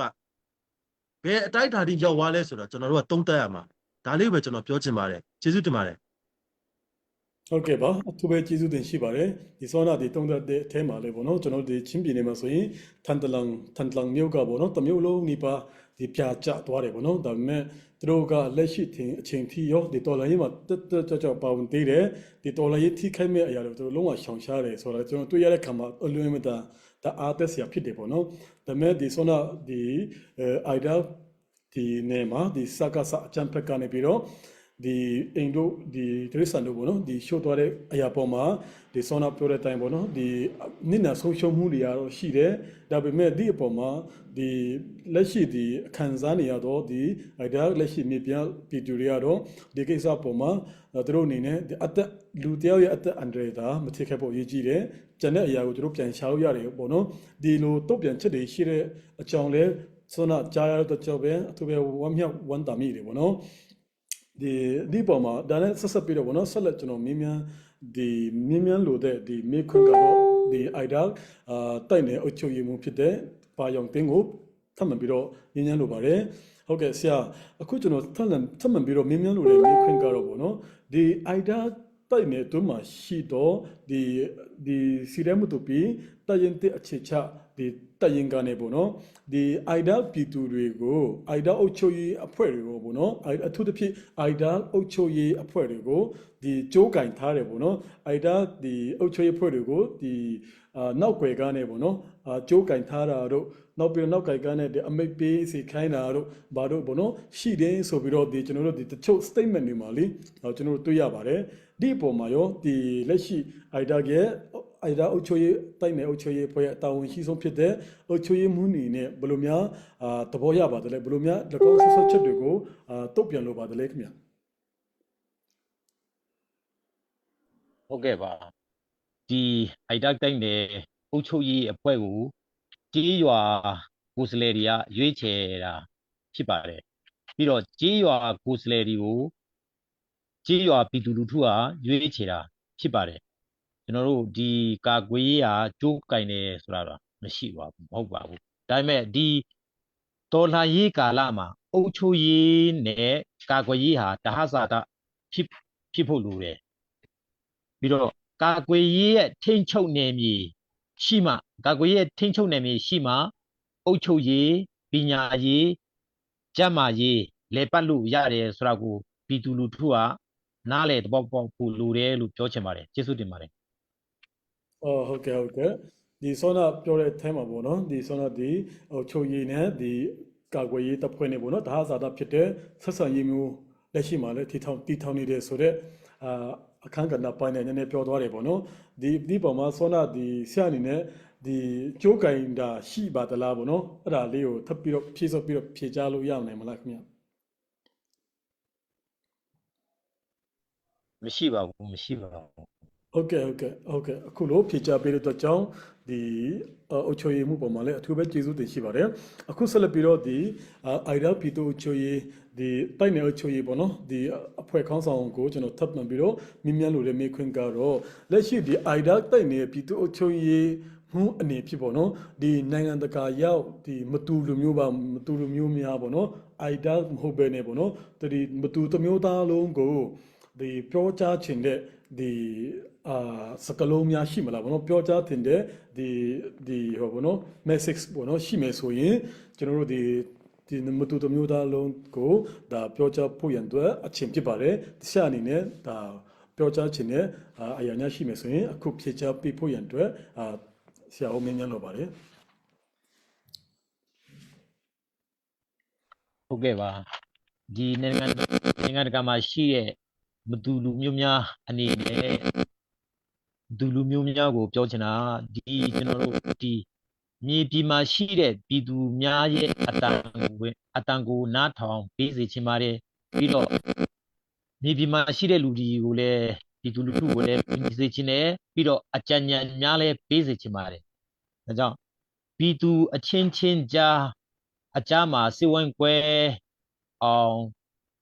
လုပ်တာမျိုးကိုရှောက်ရှားပေးစေချင်ပါတယ်ပြီးတော့ကျွန်တော်တို့မြေပြင်မှာရှိတဲ့တော်ထန်ကာကွယ်ရေးတပ်ဖွဲ့ဒီပဲဖြစ်ဖြစ်ဒီအုပ်ချုပ်ရေးအဖွဲ့ဒီပဲဖြစ်ဖြစ်လက်စာတပြားတစ်ချက်မှမရဘဲနဲ့အိတ်ကဆက်ပြီးမှအလုတ်လုံနေကြသူတွေဖြစ်တယ်ပြီးတော့အတက်နဲ့ရင်းပြီးမှအလုတ်လုံနေတဲ့သူတွေဖြစ်တယ်ဆိုတော့ကိုပြောချင်ပါတယ်ကျေးဇူးတင်ပါတယ် ဟုတ်ကဲ့ပါဆောနာဒီဆရာဖြေချသွားတာတော့လိုရင်းတူရှင်းနေပေါ့နော်အလွယ်မတန်ကောင်းပါတယ်ဒီလက်ရှိဒီမတူပီမြို့နယ်မှာပေါ့နော်အုတ်ချိုရေးအဖွဲ့ဝင်တွေတက်ဆိုင်ရတိုက်နယ်အုတ်ချိုရေးအဖွဲ့ဝင်တွေအများကြီးရှိပါတယ်ဒီထက်ကကျွန်တော်ဒီနေ့ဖိတ်ခေါ်ထားတာတော့ဒီအိုင်ဒါဒီတိုက်နယ်အုတ်ချိုရေးအဖွဲ့ကိုဒီကျွန်တော်ဖိတ်ခေါ်ထားတာဖြစ်ပါတယ်တို့ပေမဲ့သူတို့ခံစားနေရတော့ဒီဒုက္ခပြဿနာအဖုံဟာဆိုရင်ကျွန်တော်မတူတမျိုးသားလုံးနဲ့တက်ဆိုင်တဲ့ဒီပြဿနာတွေဖြစ်ပါတယ်ကျွန်တော်တို့ဒီလိုပြဿနာဖြေရှင်းတဲ့နေရာမှာဆောင်းတော့ပြောတဲ့အတိုင်းပေါ့နော်အကြံဉာဏ်တွေပေးဖို့လိုပါတယ်ဒီအုတ်ချွေးဖွဲ့ဝင်တွေကိုကျွန်တော်တို့ဒီထောက်ပံ့မှုတွေလည်းပို့လို့ပြရန်အတွက်ကျွန်တော်လိုအပ်ပါတယ်နောက်ပြီးတော့ဆောင်းတော့ပြောထားတဲ့အတိုင်းပေါ့နော်ဒီကျွန်တော်တို့ဒီတို့ကလည်းပတ်စံတပြားတစ်ချက်မှရလို့ဒီအလုပ်လုပ်နေတာမဟုတ်ဘူးပေါ့နော်တို့လုပ်နေတဲ့အလုပ်ကလည်းဒီတည်ရရှင်ရေးကြမှာလုပ်နေရတဲ့ကိစ္စရက်တွေဖြစ်တဲ့အတွက်ကြောင့်ဒီနိုင်ငံတကာမှာရှိတော့ဒီမိဘပြည်သူများအနေဖြစ်လဲဒီကျွန်တော်တို့ဒီတော်လှန်ရေးပေါ့နော်အမြန်ဆုံးနိုင်ဖို့ရန်အတွက်ဆိုရင်ကျွန်တော်တို့တူနဲ့တူတယောက်နဲ့တယောက်တစ်ဖွဲ့ပေါ့နော်ညီနိုင်နေနဲ့ကျွန်တော်ရှိဖို့ရန်အတွက်ပေါ့နော်ကျွန်တော်အနေနဲ့ဆောနာဒီအုတ်ချွေမှုဖြေကြတဲ့အဖြေပေါ်မှာကိုကာပြီးတော့ထပ်မံပြီးတော့ပြောကြားလိုပါတယ်ဟုတ်ကဲ့ပါအခုဆက်လက်ပြီးတော့ဒီကျွန်တော်အနေနဲ့ဒီအလှည့်ပေးလို့တာတော့ဒီစီရဲမတူပီပေါ့နော်ဒီချင်းဘီတို့ကာကိုရေးတပ်ဖွဲ့မတူပီတရင်တေလင်းယုံတရင်မတရင်မူတက်ရှိကိုကျွန်တော်ပြန်လည်ပြီးတော့အလှည့်ပေးလို့ပါတယ်ဟုတ်ကဲ့ဆရာမင်္ဂလာပါဟုတ်ကဲ့မင်္ဂလာပါ ဟုတ်ကဲ့ပါဆရာအခုကျွန်တော်မေးမြန်းလို့တဲ့မေးခွန်းကတော့ဒီဆောနာဒီနိုင်ငံတကာမှာလည်းအရန်ကိုဒီလူတွေစိတ်ဝင်စားနေတဲ့အရာဖြစ်တယ်ပေါ့နော်တိုင်းရင်6ကိစ္စဖြစ်တယ်ဒီလက်ရှိဒီတိုင်းရင်6ကလည်းကျွန်တော်ပြန်ကြည့်မယ်ဆိုရင်ဒီသူ့ရဲ့ထင်းချုပ်နေမီကလည်းဒီဆောနာအုတ်ချွေးမှုပြောသလိုပေါ့နော်ဒီတော်လှန်ရေးအစကတည်းကတိုင်းရင်တစ်အနေနဲ့အများကြီးပေးဆက်လာခဲ့ပြီးတော့ဒီနေမြေတွေဖြစ်ခဲ့တယ်ပေါ့နော်ဒီတော့ကြောင့်ဒီတိုင်းရင်တစ်အနေနဲ့ထပ်မံပြီးတော့ခွဲထွက်တဲ့အချိန်မှာပေါ့နော်ဒီတိုင်းရင်တစ်အနေနဲ့လည်းပြဿနာတွေအများကြီးတွေ့ကြုံမယ်လို့ကျွန်တော်အနေနဲ့လည်းထင်မြင်သုံးသပ်မိပါတယ်ဒီအပေါ်မှာပေါ့နော်ဒီတိုင်းရင်တစ်အနေနဲ့ဒီလက်ရှိအသစ်ဖွဲ့စည်းလိုက်တော့ဒီတိုင်းရင်6အနေနဲ့ရောဒီပူပေါင်းပြီးတော့လက်တွဲလို့ရမယ် အခြေအနေရှိပါသလားပေါ့နော်အကယ်လက်တွေ့ရှိမယ်ဆိုရင်ရောဘယ်လိုရှိလာနိုင်မလဲပေါ့နော်အကယ်၍ရှိမယ်ဆိုရင်မရှိခဲ့ဘူးဆိုရင်ရောဘာလို့လက်တွေ့လို့မရတာလဲဆိုတာကိုဒီဆက်အနေနဲ့ဒါဖြေချပေးဖို့ရန်အတွက်ကျွန်တော်အနေနဲ့မေးမြန်းလိုပါတယ် ဟုတ်ကဲ့ပေါ့တိုင်းချောဆိုပြီးတော့ဒီဌာနချုပ်ညီလာခံမှာပေါ့နော်အစီမပြုတ်ခင်မှာပေါ့ဒါကျွန်တော်တို့ကျွန်တော်ကိုယ်တိုင်နဲ့ပြောခဲ့ပါတယ်သူတို့ဒါကျွန်တော်တို့လင်းယုံတိုင်းရင်နဲ့ပူပေါင်းပေးပါနော်ဒီအိုက်ဒါတီတန်ထောင်ဖို့မလုပ်ကြပါနဲ့ဆိုတော့ကျွန်တော်လည်းသူတို့တေချာပြောခဲ့ပါတယ်သို့တော့ညီလာခံที่သူတို့လာပြီးမှနောက်ဆုံးတော့ညီလာခံမှာတော့အတီးထူတာပေါ့နော်တိုင်းချောအနေနဲ့ကျွန်တော်တို့ဒီလက်တွဲဖို့ကတော့လုံးဝအဆင်မပြေဘူးလို့ပဲပြောချင်ပါတယ်ဘာဖြစ်လို့လဲဆိုတော့အခုဒီနိုင်ငံရေးလမ်းစဉ်မှာလည်းမတူဘူးပြောရမှာပေါ့နော်ပြီးတော့ဒီတက်မှာချင်းမှာလည်းဒီစီမီစီကလည်းဒူလာမှာမဟုတ်ဘူးဆိုတော့ဒီနောက်ဆက်တွဲပေါ့နော်နောက်ဆက်တွဲပြဿနာတွေကအများကြီးလည်းရှိသွားနိုင်တယ်လက်နက်ကင်ဖြစ်တဲ့အတွက်ကြောင့်ဒီတိုင်းရင်ဟရင်တက်မှာတစ်နှစ်မတူညီတဲ့ဒီစီမီစီကနေကြမှာပြီးတော့တိုင်းရင်ဟရင်စီမီကမတူညီတဲ့ကြားထဲမှာနောက်ဆက်တွဲပြဿနာတွေရှိနိုင်တဲ့အတွက်ကြောင့်ကျွန်တော်တို့ဒီအိုင်ဒါနယ်မြေတတိလေးမှာပေါ့နော်ဒီစီမီစီကမတူညီတဲ့တိုင်းရင်နှစ်ခုအတူနေဖို့ဆိုတာကအဆင်မပြေနိုင်ဘူးလို့ပြောချင်တယ်ဒါကြောင့်မို့လို့ရေရှည်ကိုတွေးပြီးမှကျွန်တော်တို့လင်းယုံတိုင်းရင်ကဒီတော်လာရေးမပြီးမချင်းပေါ့နော်တို့နဲ့လက်တွဲဖို့မရဘူးလို့ပဲပြောချင်ပါတယ်ဟုတ်ကဲ့ပါဒီဆောနာဒီဆရာဖြေချတဲ့အထဲမှာပေါ့နော်ဒီတိုင်းတဲ့ရဲ့တာဝန်ရှိဆုံးတယ်ပေါ့နော်တိုင်းတဲ့အကြီးအကဲလည်းဖြစ်တဲ့အတွက်ကြောင့်ဒီဆရာပြောသွားတဲ့အထဲမှာပေါ့နော်လက်ရှိအတိတ်တီထောင်လိုက်တဲ့ဒီတိုင်း6အနေနဲ့ပေါ့နော်ဒီတိုင်းတဲ့အနေနဲ့လုံးဝလက်တွဲပူပေါင်းလို့မရဘူးဆိုတဲ့အချက်ကိုပြောသွားတယ်ဒီလက်တွဲလို့မရတဲ့အကြောင်းရင်းတွေကိုလည်းဆရာအနေနဲ့ဖြေချပေးသွားတယ်ပေါ့နော်ဒါကြောင့်ဒီကိစ္စရပ်ပေါ့နော်ဒီတိရှိလို့တဲ့ဒီ live ကိုတက်ရောက်ကြည့်ရှုတော့ဒီမိဘပြည်သူများအနေနဲ့လည်းဒီကိစ္စရပ်နဲ့ပတ်သက်ပြီးတော့လည်းထပ်မံဖိစော့ပြီးတော့တိရှိလို့ဒီများရှိခဲ့တော့ကျွန်တော်တို့ရဲ့ဒီ live talk show comment section မှာပေါ့နော်မြင်းမြန်းလွန်နိုင်တဲ့အကြောင်းထပ်မံပြီးတော့ဖိစော့ပြီးတော့ပြောကြားလိုပါတယ်ဟုတ်ကဲ့ပါအခုဆက်လက်ပြီးတော့ဒီတည်မှုကိုကျွန်တော်မြင်းမြန်းလို့တဲ့မေခွန်းကတော့ပေါ့နော်လက်ရှိဒီစီဒဲမတူပီဘက်ထရီလီယံ1ပေါ့နော်ဒီချင်းပြည်သူ့ကာကွယ်တပ်ဖွဲ့ဒီတရင်တဲ့လင်းယုံတရင်အနေနဲ့ဒီ2021ကနေစပြီးတော့အခု2024ပေါ့နော်ဒီ3နှစ်တာကာလအတွင်းဖွဲ့စည်းဒီထောင်ခဲ့ပြီးတော့ပေါ့နော်ဒီကျွန်တော်တို့ဒီရက်တီလာခဲ့တဲ့အခြေအနေမှာဒီစစ်အာဏာရှင်ကိုတော်လှန်နေတဲ့အချိန်ကာလအတွင်းမှာပေါ့နော်အခက်ခဲတွေပေါ့နော်စိန်ခေါ်မှုတွေအများကြီးရှိမယ်လို့ကျွန်တော်ယုံကြည်ပါတယ်ဒီလိုဒီရင်ဆိုင်ရတဲ့ဒီအခက်အခဲပြဿနာတွေပေါ့နော်ဒီစင်ခေါ်မှုတွေထဲမှာဘယ်လိုမျိုးစင်ခေါ်မှုတွေကတိုင်ရင်အတွက်ဒါအကြီးဆုံးဖြစ်မလဲပေါ့နော်ဒီကျွန်တော်တို့ဒီစင်ခေါ်မှုတွေကိုရောကြော်ဖြတ်နိုင်မယ်လို့ယုံကြည်မှုရှိပါသလားပေါ့နော်တိုင်ရင်ရဲ့ဒီအကြီးဆုံးအနေနဲ့ဟုတ်ဒီတော်လိုင်းကာလဒီ3နှစ်အတွင်းမှာပေါ့နော်ခက်ခဲများအလုံးကတော့စင်ခေါ်မှုလို့ပဲကျွန်တော်ကတော့တုံးတတ်ပါတယ်အဲ့ဒီစင်ခေါ်မှုအခက်ခဲအလုံးစင်ခေါ်မှုထဲကနေမှအခက်ခဲဆုံးလို့ပဲပြောရမှာပေါ့နော်ကျွန်တော်အတွေးပါဆိုတော့ဒီလက်နက်ခဲယမ်းပေါ့နော်လက်နက်ခဲယမ်းလိုအပ်ချက်ကြောင့်မတည်တဲ့အသက်ပေးတော့ကြတဲ့ဒီတော်လှန်ရေးရဲဘော်တွေရဲ့အသက်ဆုံးရှုံးမှုကစင်ခေါ်မှုလို့ပဲကျွန်တော်အနေတော့မြင်မိပါတယ်ဟုတ်ကဲ့ဟုတ်အခုဒီလက်ရှိဒီတရင်တဲ့အပေါ်မှာပေါ့နော်ဒီဆက်လာမယ့်အနာဂတ်တွေမှာရောဒီတရင်ဒီလင်းယုံတရင်အနေနဲ့ပေါ့နော်ဒီအောင်မြင်မှုတွေအများကြီးထပ်မံပြီးတော့စကူဖို့ရန်အတွက်စစ်ခုနိုင်မလို့ယုံကြည်တယ်ပေါ့နော်ဒီပုံမှာရောဒီတရင်မှုအနေနဲ့လက်ရှိဒီတရင်ပုံမှာရောအားရကျဉ်းမှုဘယ်လောက်ထိရှိတယ်လဲပေါ့နော်ဘယ်လောက်ထိကျဉ်းမှုရှိပါတယ်လဲဟုတ်ကဲ့ယုံကြည်မှုတော့ရှိပါတယ်ဒီ3နှစ်တာကာလအတွင်းမှာပေါ့နော်ကျွန်တော်တို့ဒီလင်းုံတိုင်ရင်ပေါ့ကျွန်တော်တို့ကဒီလူမျိုးပေါင်းစုံနဲ့ပေါ့နော်လူမျိုးပေါင်းစုံဆိုတာကပြောချင်တာဒီပေါ့ပမာလည်းရှိတယ်ပြီးတော့ဒီမင်းတပ်လည်းရှိတယ်ပေါ့နော်ပြီးတော့ဒီမူတပီထဲမှာတော့မှလူမျိုးပေါင်းစုံနဲ့ပေါ့နော်ကျွန်တော်တိုင်ရင်ပေါ့နော်ဒီလိုပုံစံနဲ့3နှစ်ကာလထိပေါ့နော်ဖြတ်တန်းလာပြီးပြီဆိုတော့ပြဿနာလည်းဘာမှမရှိပါဘူးဒီလူမျိုးရေးကိစ္စနဲ့ပြဿနာမရှိဘူးဆိုတော့ဒါဒီရဲဘော်အားလုံးကျွန်တော်ကြည့်နေတာဘာဖြစ်ဒီ3နှစ်တာကာလအတွင်းမှာကျွန်တော်တို့မိသားစုလိုနေနိုင်ကြတယ်ပေါ့နော်ပြီးတော့ဒီတိုင်းရင်ကဘယ်လိုပြောမလဲကွာဒီတိုင်းရင်ကကျွန်တော်တို့ဒီ ဒီကျွန်တော်တို့အားလုံးအတွက်ပေါ့နော်ဒီမိသားစုလို့ပဲယုံကြည်ပါတယ်ပြောချင်ပါတယ် ဟုတ်ကဲ့ပါဒီအခုလိုပေါ့နော်ဒါရှင်းရှင်းလင်းလင်းလေးနဲ့ဒါဖြေချပေးတဲ့အတွက်ကြောင့်လည်းအထူးပဲကျေးဇူးတင်ရှိကြောင်းပြောကြားလိုပါတယ်ဟုတ်ကဲ့အခုဆက်လက်ပြီးတော့ကျွန်တော်ပြန်ပြီးတော့အလှည့်ပေးလို့တာတော့ဒီစီတဲ့မတူပီတရင်တရဲ့ပြောရေးဆိုခွင့်ရှိသူနွေဦးလင်းကိုကျွန်တော်ဖတ်မှပြီးတော့ဖိတ်ခေါ်လိုပါတယ်ဆရာမင်္ဂလာပါ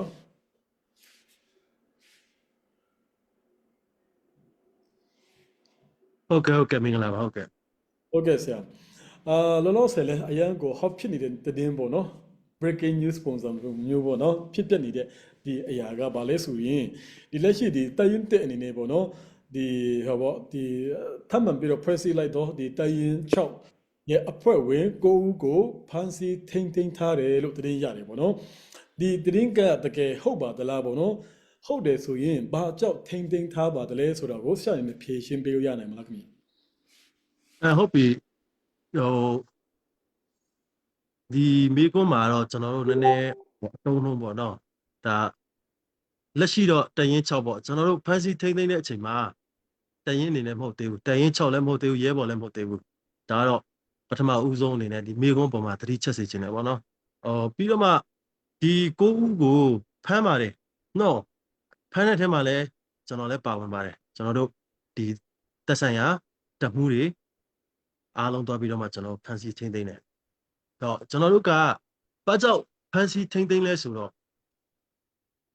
CDF မတူပီရဲ့ဒီမူဝါဒရှိတာပေါ့နော်တန်ရင်တီတီမှာဆိုတော့ကျွန်တော်တို့ဒီထိန်းချုပ်နယ်မြေလှုပ်ရှားတဲ့နယ်မြေတွေမှာခွင့်ပြုချက်မရှိဘဲနဲ့ဝင်လာတဲ့ဒီလက်နက်ကင်အဖွဲ့အစည်းလို့ဆိုရင်ဒါကျွန်တော်တို့အနေနဲ့ကတော့တရားမဝင်အဖွဲ့အစည်းလို့ပဲကျွန်တော်သတ်မှတ်တယ်ဘာလို့လဲဆိုတော့အတီလည်းမပြုတ်ရသေးဘူးပေါ့အဲ့ဒီဖြစ်ရကိစ္စကဒီကျွန်တော်တို့2လပိုင်း18ရက်နေ့မှာကျွန်တော်တို့ပေါ့ဖမ်းဆီးတာပေါ့နော်2လပိုင်း18ရက်ညနေပိုင်းမှာကျွန်တော်တို့တော့ဖမ်းရတဲ့အကြောင်းရင်းကတော့ဒါသူတို့အနေနဲ့ဒီပါဇက်ကတော့ဒီတရင်6တမန်အိုက်ဒါတရင်ပြောပေမဲ့လက်တွေ့မှာဒီအရာနဲ့ပြည့်စုံတဲ့အရာတွေအမည်နာမတွေကလုံးဝမရှိသေးပါဘူးဆိုတော့ကျွန်တော်တို့ဒီ CDF မတူပီမှာဒီထိချုပ်နယ်မြေမှာလှုပ်ရှားနေတာက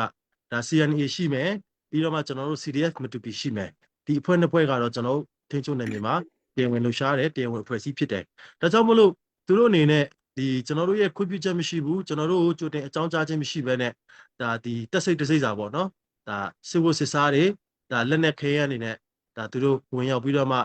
ကြေးရွာမှာနေထိုင်တယ်ဒါကျွန်တော်တို့အနေနဲ့တွားပြီးတော့မှဖန်ဆီးထိမ့်သိမ့်တယ်ဆိုတာရှိပါတယ်ဘာကြောင့်ဖမ်းလဲဆိုတော့တရားမဝင်အဖွဲ့အစည်းဖြစ်တဲ့အတွက်ကျွန်တော်တို့ကဖမ်းဆီးရခြင်းဖြစ်ပါတယ်လို့ကျွန်တော်ပြောချင်ပါတယ်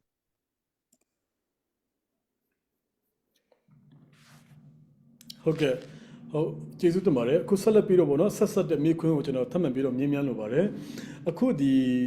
တမန်တရင်ဗောလေအခုဒီဆောနာဆရာပြောတဲ့အထဲမှာဗောနော်သူတို့ဒီဖန်စီထိမ့်သိမ့်တဲ့ကာလာတုန်းကဗောနော်သူတို့ကတရင်6အနေနဲ့မရက်တည်သေးဘူးဗောနော်သူတို့ကဘယ်တရင်မှလည်းမဟုတ်သေးဘူးဗောနော်ဘယ်တဖွဲမှလည်းမဟုတ်သေးဘူးဆိုတဲ့ပုံစံမျိုးကျွန်တော်တည်ရတဲ့အတွက်ကြောင့်ဗောနော်ဒီပုံမှာဒီဆရာတို့အနေနဲ့လုပ်ခဲ့တာတရင်6ကိုဖန်စီချင်းလုံးဝမဟုတ်ခဲ့ဘူးဗောနော်အဲ့တုန်းကလည်းတရင်နေနဲ့မရှိခဲ့ဘူးဆိုတာကိုရှင်းရှင်းလင်းလင်းလေးကျွန်တော်သိရှိရတာဖြစ်ပါတယ်အခုဆက်လက်ပြီးတော့ဒီကျွန်တော်မြင်းမြန်းလို့တဲ့မေးခွန်းကတော့ဒီ၎င်းဖန်စီထားတဲ့ဒီကိုယ်ပေါ့လေဒီတမန်တရင်ကတမန်လက်ရှိတော့တမန်တရင်ပေါ့နော်အတုန်းကတော့တမန်တရင်မဟုတ်သေးဘူးပေါ့နော်အဲ့ဒီကိုဦးကို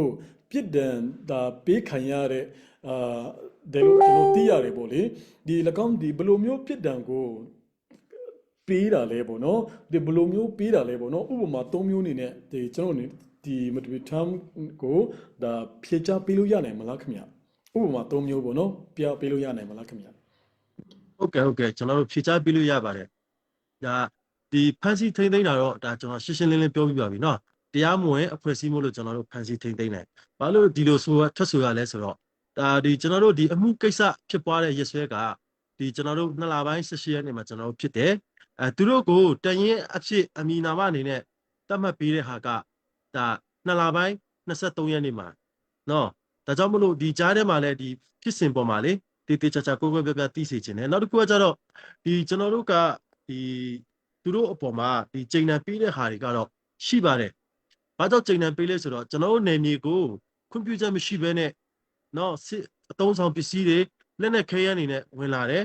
ဝင်လာတယ်အဲ့အတွက်ဝင်လာတဲ့အတွက်လည်းဒါကျွန်တော်တို့အနေနဲ့အပြစ်ပေးအရေးယူခြင်းဖြစ်တယ်နောက်တစ်ခုကကျတော့ဒီချိန်တန်ပေးတဲ့အမှုပေါ်မှာလည်းဥပမာအနေနဲ့ဒီ3ယောက်ပေါ့နော်ဘာကြောင့်ဒီချိန်တန်တွေကတချို့ဒီချိန်တန်တွေကကွဲပြားနေလဲဆိုတဲ့ဟာပေါ်မှာလည်းဒီကျွန်တော်တို့အနေနဲ့ပြောပြချင်တာကဒီကျွန်တော်တို့ကိုတရားဝင်အမှုစစ်ဆေးပါတယ်နော်ဒီတရားဝင်အမှုစစ်ဆေးတဲ့အခါမှာဒါကျွန်တော်တို့ဒီ video record တွေအတန် record တွေနဲ့ဒါကျွန်တော်တို့တရားဝင်မှတ်တမ်းမှတ်ရတွေနဲ့တရားဝင်စစ်ဆေးတဲ့အချက်လက်တွေကျွန်တော်တို့ရှိပါတယ်နော်အဲ့ဒီပုံမှာပဲကျွန်တော်တို့ဒီသုံးသပ်ပြီးတော့မှကျွန်တော်တို့ကအပြစ်ပေးရေးယူခြင်းဖြစ်တယ်နောက်တစ်ခုကကျတော့ဒီချိန်နယ်မတူတဲ့ဟာတွေကတော့တချို့ဒီကျွန်တော်တို့ဒီသူတို့ကိုအမှုစစ်ဆေးတဲ့အချိန်မှာစစ်ဆေးတဲ့ဟာလည်းကျွန်တော်ပဲအဓိကထားပြီးစစ်ဆေးပါတယ်စစ်ဆေးတဲ့အချိန်မှာဒါကျွန်တော်တို့အနေနဲ့သူတို့ကိုပူးပေါင်းဆောင်ရွက်ဖို့ဒါခင်ဗျားတို့ကိုကျွန်တော်တို့မေးတဲ့အချိန်မှာမှန်ကန်ထွက်ဆိုဖို့ဆိုတဲ့ဟာမျိုးကိုဒီအမှုမစစ်ဆေးခင်မှာကျွန်တော်စပြီးတော့မှအရောက်စီတိုင်းကိုပြောပါတယ်ဒါပေမဲ့ဒီသူတို့အနေနဲ့ဒီအမှုထွက်ဆိုတဲ့အပေါ်မှာဖြည့်ရှင်းချက်ပေးတဲ့အပေါ်မှာဒီသတင်းစကားတွေထင်ချန်တဲ့ဟာတွေရှိတယ်နောက်တစ်ခုကသူတို့စီကနေကျွန်တော်တို့တင်းစီရမိတဲ့ဒီဖုန်းထဲမှာရှိတဲ့အချက်လက်တွေအတန်တွေအဲ့ဒါတွေအကုန်လုံးကျွန်တော်တို့ပြန်ပြီးစစ်ဆေးတဲ့အချိန်မှာတချို့ကဒီလူမျိုးရေးနဲ့ခွဲခြားပြီးတော့မှသွေးခွဲအောင်ပြောတဲ့စကားတွေပြီးတော့မှဒီတချို့ကဒီကျွန်တော်တို့ကာကွယ်ရေးနဲ့အုပ်ချုပ်ရေးကိုဝေဖန်တဲ့စကားတွေပြီးတော့မှဒီပြည်သူလူထုကိုဝေဖန်တဲ့စကားတွေပြီးတော့မှအဓိကကတော့ဒီကျွန်တော်တို့တိုင်ရင်အတွင်းမှာရှိတဲ့ဒီရဲဘော်အင်အားတွေကိုပြည်ပမှာရှိတဲ့လူတစုကိုပြောတဲ့အခြေအနေမျိုးတွေကျွန်တော်တို့တွေ့ရတယ်ပေါ့နောက်တစ်ခုကကြတော့ဒီထဲမှာဒီကျွန်တော်တို့ပြစ်ဒဏ်ပေးမှုထဲမှာထူးထူးခြားခြားအနေနဲ့ဒီကျွန်တော်တို့ဒဏ်ငွေ9သိန်းဆိုပြီးတော့မှပါတဲ့ဟာတွေလည်းရှိပါတယ်အဲ့ဒီတယောက်ထဲကတော့ရှင်းရှင်းပြောမယ်ဆိုရင်ဒါကျွန်တော်တို့ရဲ့ရဲဘော်ဟောင်းတက်ပြေးပါနော်အဲ့တော့ကျွန်တော်တို့ဒီလက်နက်ကင်ကာကွယ်ရေးဖြစ်တဲ့အချိန်မှာဒီကျွန်တော်တို့လက်နက်ကင်အဖွဲ့အစည်းတွေရဲ့အသက်ကကျွန်တော်တို့ရဲ့အင်အားကိုရန်သူကိုဘယ်တော့မှမသိစေရဘူးပြီးတော့မှမသက်ဆိုင်တဲ့အဖွဲ့အစည်းတွေမသက်ဆိုင်တဲ့ဒီပြည်သူလူထုတွေကိုကျွန်တော်တို့အင်အားကိုချပြလို့မရပါဘူးဒါကကာကွယ်ရေးအဖွဲ့တိုင်းရဲ့လိုက်နိုင်ရမယ်ကျင့်ဝတ်ပါရဲဘော်တိုင်းလည်းလိုက်နိုင်ရမယ်ကျင့်ဝတ်ပါအဲ့တော့ဒီအခုဒီဖြစ်ရနှစ်ခုရှိတဲ့အချိန်မှာဒီကျွန်တော်တို့တပ်ဖွဲ့မှာရှိတဲ့ဒီရဲဘော်အင်အားတွေရဲ့သတင်းအချက်လက်တွေကိုပေးတဲ့သူဒီဒါကျွန်တော်တို့တရင်မှာအရန်တပ်ဖွဲ့ပျောက်ကြားတပ်ဖွဲ့အနေနဲ့တာဝန်ထမ်းနေတဲ့လူပုဂ္ဂိုလ်ဖြစ်တယ်ဒါဒီအရာပေါ်မှာလည်းကျွန်တော်တို့အရေးယူဆောင်ရွက်တယ်နောက်တစ်ခုကကျတော့ဒီဒဏ်ငွေ9သိန်းနဲ့ပတ်သက်ပြီးပြောရရင်တော့ဒါဒီတက်ပြေးဖြစ်တယ်ရဲဘော်ဟောင်းဖြစ်တယ်ပေါ့နော်အဲကျွန်တော်တို့ကာကွယ်ရေးရဲ့မူမှာတော့နောက်ဆုံးဒီပြင်းထန်ဒီကျွန်တော်တို့တကယ်တိုင်းရင်းသား EAO လက်နက်ကင်နေမှာဆိုရင်တော့တက်ပြေးဆိုရင်တော့အဆုံးစုံပေါ့ဗျာကျွန်တော်တို့အရေးယူတဲ့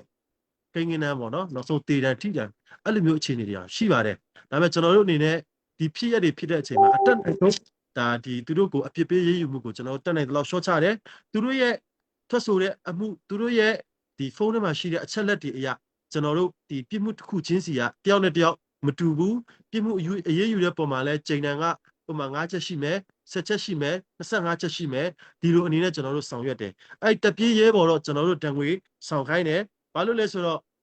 ့ဒီကျွန်တော်တို့တက်ကိုလည်းဒီအကြောင်းကြားခြင်းတရားဝင်အကြောင်းကြားခြင်းမရှိဘူးခွင့်ယူတဲ့နေရာနေပြီးတော့မှခွင့်မဲ့ပြက်ကွက်တယ်ခွင့်မဲ့ပြက်ကွက်ပြီးတဲ့အချိန်မှာဒီတခြားသောလက်နက်ကင်အဖွဲ့အစည်းမှာကျွန်တော်တို့ကွန်ပျူတာမရှိဘဲနဲ့ဝင်ရောက်အမှုထမ်းတယ်ကျွန်တော်တို့ထိန်းချုပ်နယ်မြေထဲကိုပြန်ဝင်လာတယ်အဲ့လိုကိစ္စတွေရှိတဲ့အတွက်ကျွန်တော်တို့ကဒီအရေးယူမှုပိုင်းကတော့တယောက်နဲ့တယောက်မတူဘူးဖြစ်သွားပါတယ်ခင်ဗျဟုတ်ကဲ့ပါဟုတ်ကဲ့ကျေးဇူးတင်ပါတယ်စောနာဒီဆရာဖြေကြားသွားတဲ့ဒီအဖြေတွေပေါ်မှာလည်းတော်တော်များစုံလင်နေပြီပေါ့နော်အခုကျွန်တော်အနေနဲ့ထပ်မံပြီးတော့သိရှိလိုတာကတော့ဒီ၎င်းဖြစ်တံပေးတဲ့နေရာမှာပေါ့နော်ဒီချိန်တန်ကိုကျွန်တော်တို့သုံးတယ်လို့ကျွန်တော်သိရတယ်အဲ့တော့ဒီချိန်တန်ကိုဒီကျွန်တော်သိရတာလည်းဒီနိုင်ငံတကာမှာရှိတော့တချို့အဖွဲ့အစည်းတွေကသူတို့ရဲ့ချိန်ညာချက်ထုတ်ပြန်ချက်ထဲမှာပေါ့နော်သူတို့ချိန်တန်တွေပါတယ်သုံးတယ်ဆိုပြီးတော့တရင်နဲ့ထွက်နေတာသိရတယ်အဲ့တော့ဒီ CDF မတူပြီးမှဒီချိန်တန်စနစ်ကျင့်သုံးတာတိုင်တစ်ခုထဲလားဘာလို့တခြားတိုင်တွေရောဒီချိန်တန်စနစ်ကိုကျင့်သုံးပါသလားဆိုတာလေဆရာအနေနဲ့ဒီပြန်လည်ပြီးတော့မျှဝေပေးလို့ရနိုင်မလားခင်ဗျာဟုတ်ကဲ့ပါဒီချိန်တန်သုံးတဲ့စနစ်ကတော့ဒီကျွန်တော်တို့တိုင်ရင်တစ်ခုတည်းမဟုတ်ပါဘူးဒီတခြားသောတိုင်ရင်တွေမှာလည်းရှိပါတယ်ပြီးတော့မှဒီတချို့ဒီကျွန်တော်တို့ EAO တွေပေါ့နော်ဒီရှမ်းဘက်မှာရှိတဲ့ EAO လည်းကျွန်တော်မြင်ဖူးမှာပါဒီချိန်တန်ပေးတဲ့စနစ်ကနောက်တစ်ခုကဒီဘာလို့ဒီပြည်သူတွေပေါ်မှာချိန်တန်ပေးလဲဆိုတော့တကယ်လို့ဒီပြစ်မှုဆိုင်ရာအရေးယူမယ်ဆိုရင်ကျွန်တော်တို့မှာလူတယောက်ပြစ်မှုကျူးလွန်နေဆိုရင်ထောင်နေလည်းမရှိပါဘူးအလုံးစုံရှိတာမှကျွန်တော်တို့မှာ6ပေါက်ပဲအဲ့ဆိုကျွန်တော်တို့က ဒီချိန်တန်ကိုသုံးတယ်ဒီချိန်တန်ကိုသုံးတာကဒီပြည်သူအပေါ်မှာပဲချိန်တန်သုံးတာမဟုတ်ပါဘူးဥပမာပေါ့တခုနမူနာနဲ့ပြောချင်တာကကျွန်တော်တို့တန်ရင်မှာရဲဘော်တွေစီကံချုပ်ပေါက်တယ်ရဲဘော်တွေတခုခုအပြစ်လုပ်ခဲ့တယ်ဆိုရင်တော့မှအ ਨੇ ဆုံးချိန်တန်က10ချက်ပြောချင်တာကျွန်တော်ရဲဘော်တွေရဲ့ဟိုပေါ့ဒီစီမင်းစီကံကလေအဲ့တော့ဒီဒါမဲ့ရဲဘော်တွေမှာသုံးလို့ပြည်သူတွေမှာသုံးတာမဟုတ်ပါဘူးပြည်သူတွေပေါ်မှာလည်းချိန်တန်ကတော့ပေးပါတယ်ဒါမဲ့ဒီချိန်တန်ပေးတဲ့အပေါ်မှာလည်းကျွန်တော်တို့ကဖြစ်တယ်လို့ပေါ့နော်ဒါသူအပြစ်ရှိလို့ဖြစ်တယ်လို့ဆိုတဲ့ဟာမျိုးမဟုတ်ဘဲနဲ့ဒါသူ့ကိုကျွန်တော်တို့တေးသေးချာချာစစ်ဆေးတယ်မေးမြန်းတယ်အချက်လက်အတိအကျတက်တည်နဲ့ရှိပြီးတော့မှသူ့ရဲ့အဖြစ်ပေးရေးယူမှုကိုကျွန်တော်တို့ချိန်တန်အနေနဲ့ကျွန်တော်တို့အဲ့ဒီအပေးတဲ့ပုံမှာလဲသူတို့ကိုကျွန်တော်တို့ရှင်းရှင်းလင်းလင်းချပြတယ်နော်ခင်ဗျားတို့ကိုချိန်တန်ဒီလောက်ပေးမယ်ကျွန်တော်တရားဝင်ချပြတယ်သူတို့ဘက်ကလည်းလက်ခံတယ်အဲ့လက်ခံတဲ့အတိုင်းအတာပဲရှိတယ်အခုစောနာလို့ပေါ့ပြည်သူတွေပေါ်မှာဒါကျွန်တော်တို့ကအာဏာရှင်စနစ်ပုံစံလို့ဒီချိန်တန်တွေပေးတယ်ဆိုတဲ့ဟာမျိုးကတော့ဒါပြပကဝေဖန်တဲ့ပုံကိုယ်တွေကိုကျွန်တော်မေးချင်တာကဒ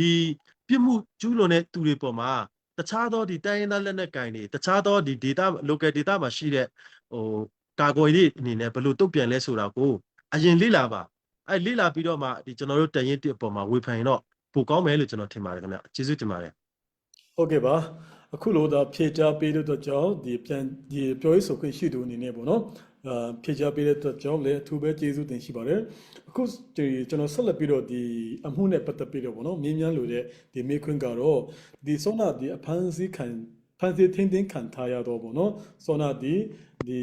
ခွဲထွက်ရေးမဟုတ်ဘဲနဲ့ပေါ့နော်စောနာဒီတရင်ကိုဒါစန့်ကျင်ပြီးတော့ပြန်လည်ပြီးတော့ဒီထိန်းချုပ်နေမြစ်တို့မှာဖြစ်လာတဲ့ကိစ္စတွေမှာပေါ့နော်ဒီစောနာအချုပ်ခံရတော့ဒီတချို့တော့သူပေါ့နော်ဒီအချုပ်ခံရစီမှာလည်းဒီအစာရေးစာဒါဖြတ်တော့ခံရတယ်လို့ကျွန်တော်တို့တင်ရထားတယ်ပေါ့နော်ဒီပုံမှာရောတတရင်ပြောရင်းဆိုခွင့်ရှိသူအနေနဲ့ဒါဘယ်လိုများမှတ်ချက်ပေးလို့ပါတယ်ခင်ဗျဒီဖြစ်ရကတော့လုံးဝမရှိပါဘူးဒါကတော့ဒီ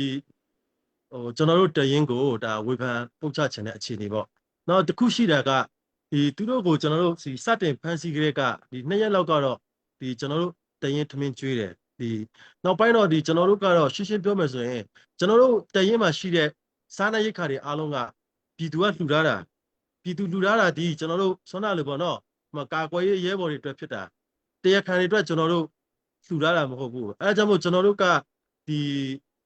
သူတို့ဒီတရားခံတွေပေါ့နော်ပြစ်မှုကျူးလွန်သူတွေကိုဒါသူတို့အိမ်ကနေစားစရာဒ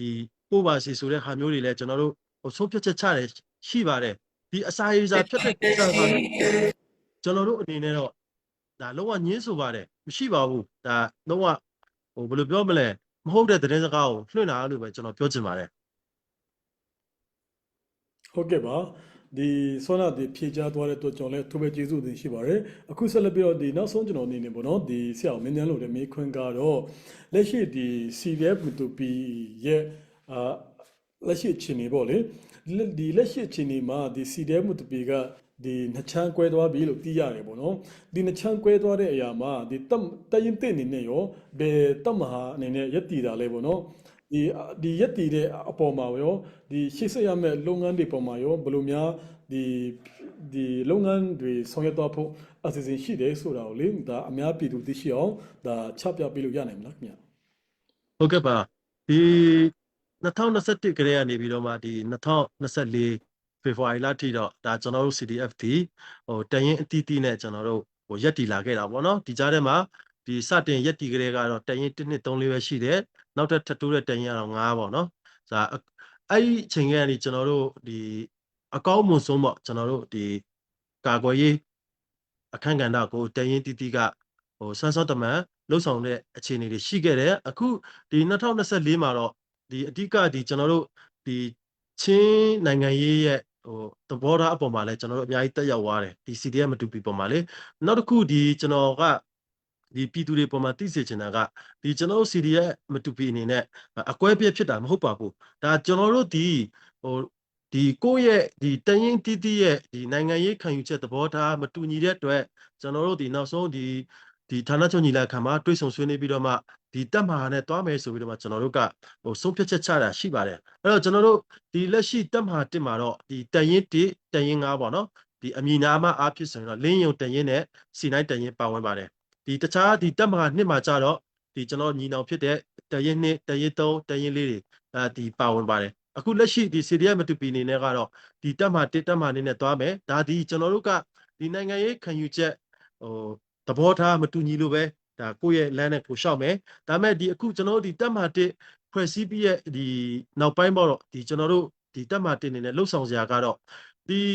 စီရေးအရာမှာတော့ဒီကျွန်တော်တို့ CDF မတူပီအနေနဲ့ပူးပေါင်းဆောင်ရွက်မှုတော့ဒီအရင်တော့ရှိတဲ့အတိုင်းပဲပေါ့နော်ဒါကျွန်တော်တို့စစ်ကူသွားတဲ့ဟာမျိုးတွေဒီပြီးတော့မှကျွန်တော်တို့တပ်ပေါင်းစုပုံစံစစ်စင်ရေးလုပ်တဲ့ဟာမျိုးတွေကတော့ဒါတခြားသောဒီတက်မှာနှစ်မှာရှိတဲ့တန်ရင်က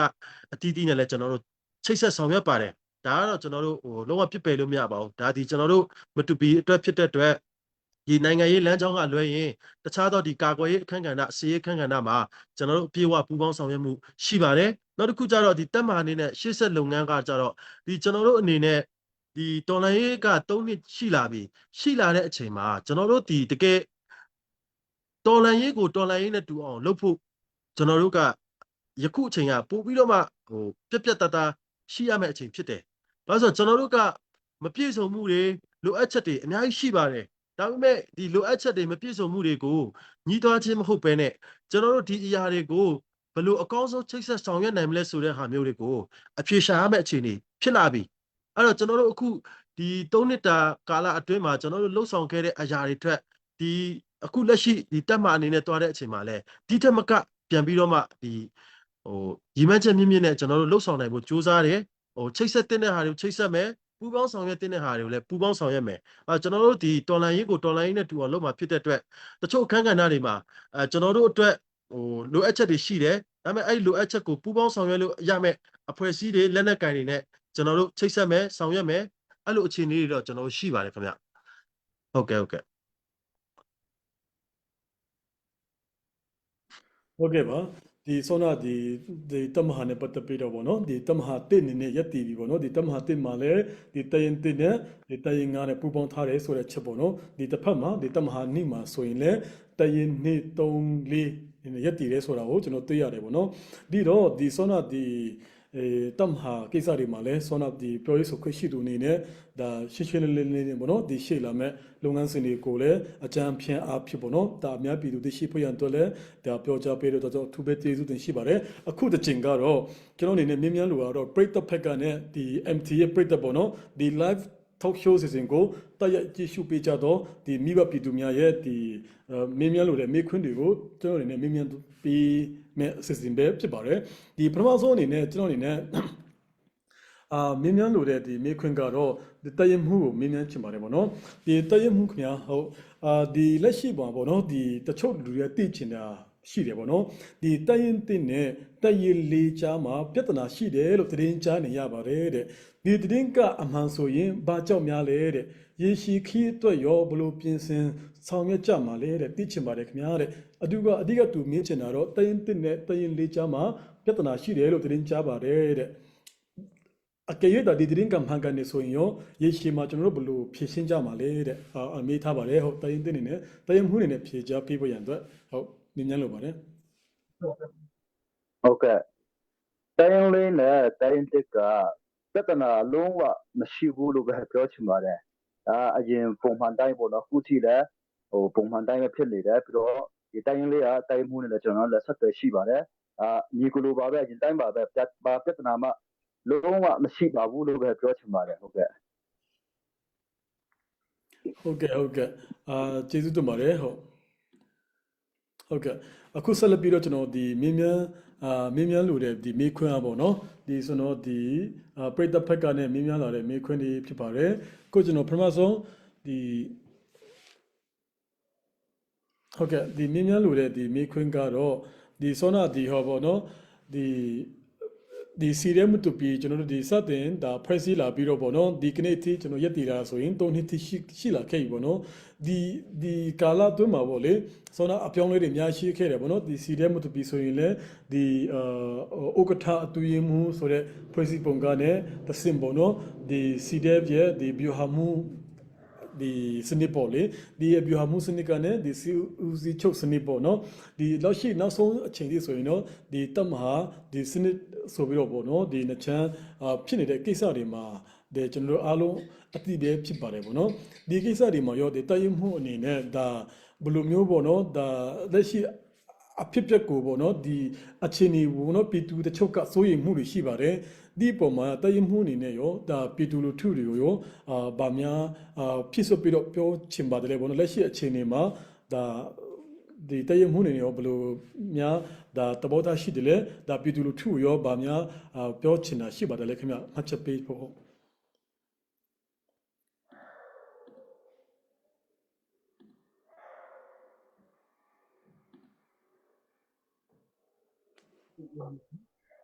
ဆေးရရဆိုလည်းကျွန်တော်တို့ဒီပုံမှန်အတိုင်းပဲဖြစ်ပါတယ်ဒီကြံတဲ့ဒီခရီးသွားလာခွင့်ဆိုလည်းကျွန်တော်တို့ပုံမှန်အတိုင်းပဲဖြစ်တယ်ဒီတကယ်လို့ဒီတက်မှာတစ်ဖက်မှာတကယ်လို့စစ်ကြောင်းပါညာရှိလို့ရှင်တော့ဒီတက်မှာတစ်ဖက်ကလည်း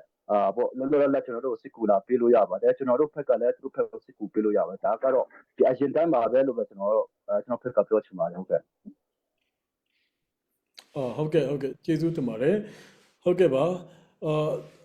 အခုဆိုရင်ကျွန်တော်တို့ဒီမြင်းမြန်းလို့တဲ့မိခွန်းတွေကိုပေါ့နော်ကျွန်တော်တို့ဒီပြည်သူလူထုအနေနဲ့ရောဒီ live ကိုဒါတရသေးရှုကြည့်ရှုပေးကြတော့ဒီမိဘပြည်သူများအနေနဲ့ရောဒါမြင်းမြန်း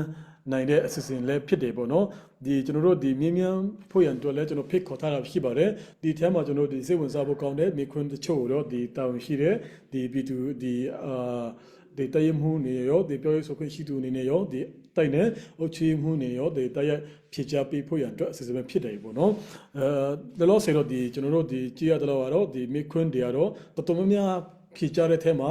ပြီးဆုံးနေတယ်ပေါ့နော်ဒါကြောင့်ကျွန်တော်ဆက်လက်ပြီးတော့နောက်ဆုံးမိခွန်းကိုကျွန်တော်မြင်မြန်တော့မှာဖြစ်ပါတယ်ဒီလက်ရှိဒီတက်ရောက်လာကြတော့ဒီအထွေတဲ့လူတွေကိုကျွန်တော်နောက်ဆုံးမြင်မြန်လိုတာကတော့ဒီတိုက်နဲ့အုတ်ချွေမှုကိုကျွန်တော်မြင်မြန်ချင်ပါတယ်ပေါ့နော်လက်ရှိဒီအထူးဒူရီယာစိဝင်ဆိုင်တဲ့ကိစ္စပေါ့နော်ဒီတမန်တရင်ပေါ့လေဒီတမန်အဖွဲ့ခေါ်ဆိုရီတမန်ဟုဘာလို့ဖွဲ့ရတဲ့အကြောင်းရင်းပေါ့လေဒီ CDF မတူပီမှာတရင်၅ခုရှိတယ်ပေါ့လေအစကဒီတရင်၅ခုမှာအစကပေါ့နော်ဒီဘယ်တရင်မှလူမျိုးရဲ့နာမည်ကိုတပ်ပြီးတော့ဖွဲ့ထားတာမတွေ့ရသေးဘူးပေါ့လေဒါနဲ့ခုတစ်ခေါက်ကကျတော့တမန်ဆိုပြီးတော့ဖွဲ့လာတဲ့ခါနဲ့ထူးဆန်းလာတယ်ပေါ့နော်ဒါနဲ့ပတ်သက်ပြီးတော့ရောဒီမတိရှိသေးတဲ့သူတွေကသိရှိလာအောင်ပေါ့လေတမန်ဆိုတာပါကိုပြောချင်တာလေပေါ့နော်နောက်ပြီးတော့ဒီ၎င်းဖြစ်စဉ်ပေါ့လေလက်ရှိဒီတရင်ဖွဲ့စည်းရတဲ့အပေါ်တရင်ဖွဲ့စည်းရတဲ့အခြေအနေထိရောက်လာအောင်ပေါ့နော်သူတို့ရဲ့အခြေအနေကဘယ်လိုဖြစ်ခဲ့လို့လဲဆိုတဲ့အချက်ပေါ်မှာဒီအုပ်ချုပ်ရေးမှုအနေနဲ့ရောဒါနည်းနည်းပါးဒါဖြစ်ရှင်းပြလို့ဒီပြောပြလို့ရနိုင်မလားပေါ့လေနောက်ပြီးတော့တစ်ဆက်တည်းမှာပေါ့နော်ဒီနိုင်ငံတကာမှာရှိတဲ့ဒီ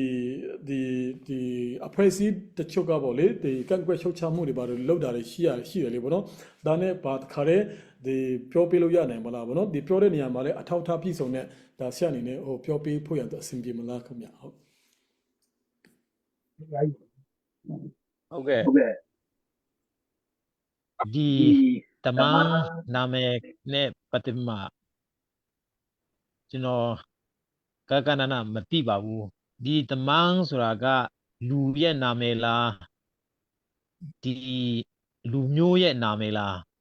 ဆိုတာကိုကျွန်တော်အခုထိနားမလည်ရပါဘူးအမှန်တိုင်းဝန်ခံရရင်ဟုတ်ကဲ့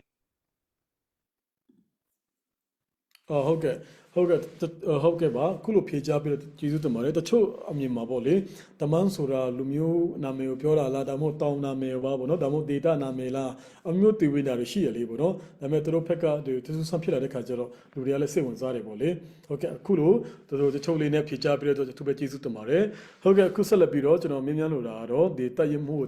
တန်လည်းပြီးတော့မြင်းမြန်းလို့တွေပေါ့နော်လက်ရှိဒီ CDF မတူပြီးတရင်အဲမှာပေါ့လေအစ်အနေနဲ့တိုးလာတဲ့ဒီအများရဲ့စန္ဒအနေနဲ့ပေါ့နော်ဒီဖွဲ့စည်းလိုက်တော့ဒီတရင်အပေါ်မှာဒီတရင်လက်ရှိဒီတရင်တည့်ရဒီတရင်မှုအနေနဲ့ပေါ့နော်ဘယ်လိုများ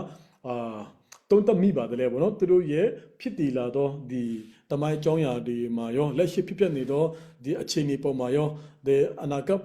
မှာရောဘယ်လိုမျိုးဒီဆက်လက်ပြီးတော့ဒါဆက်ပြီးတော့ဗောလေဒါဖြစ်ဆိုပြီးတော့ပြောကြားချင်တဲ့အရာတွေများရှိခဲ့မယ်ဆိုရင်အခုဖြစ်ကြပြဖို့ရန်တော့ဖိတ်ခေါ်ပါတယ်ဟု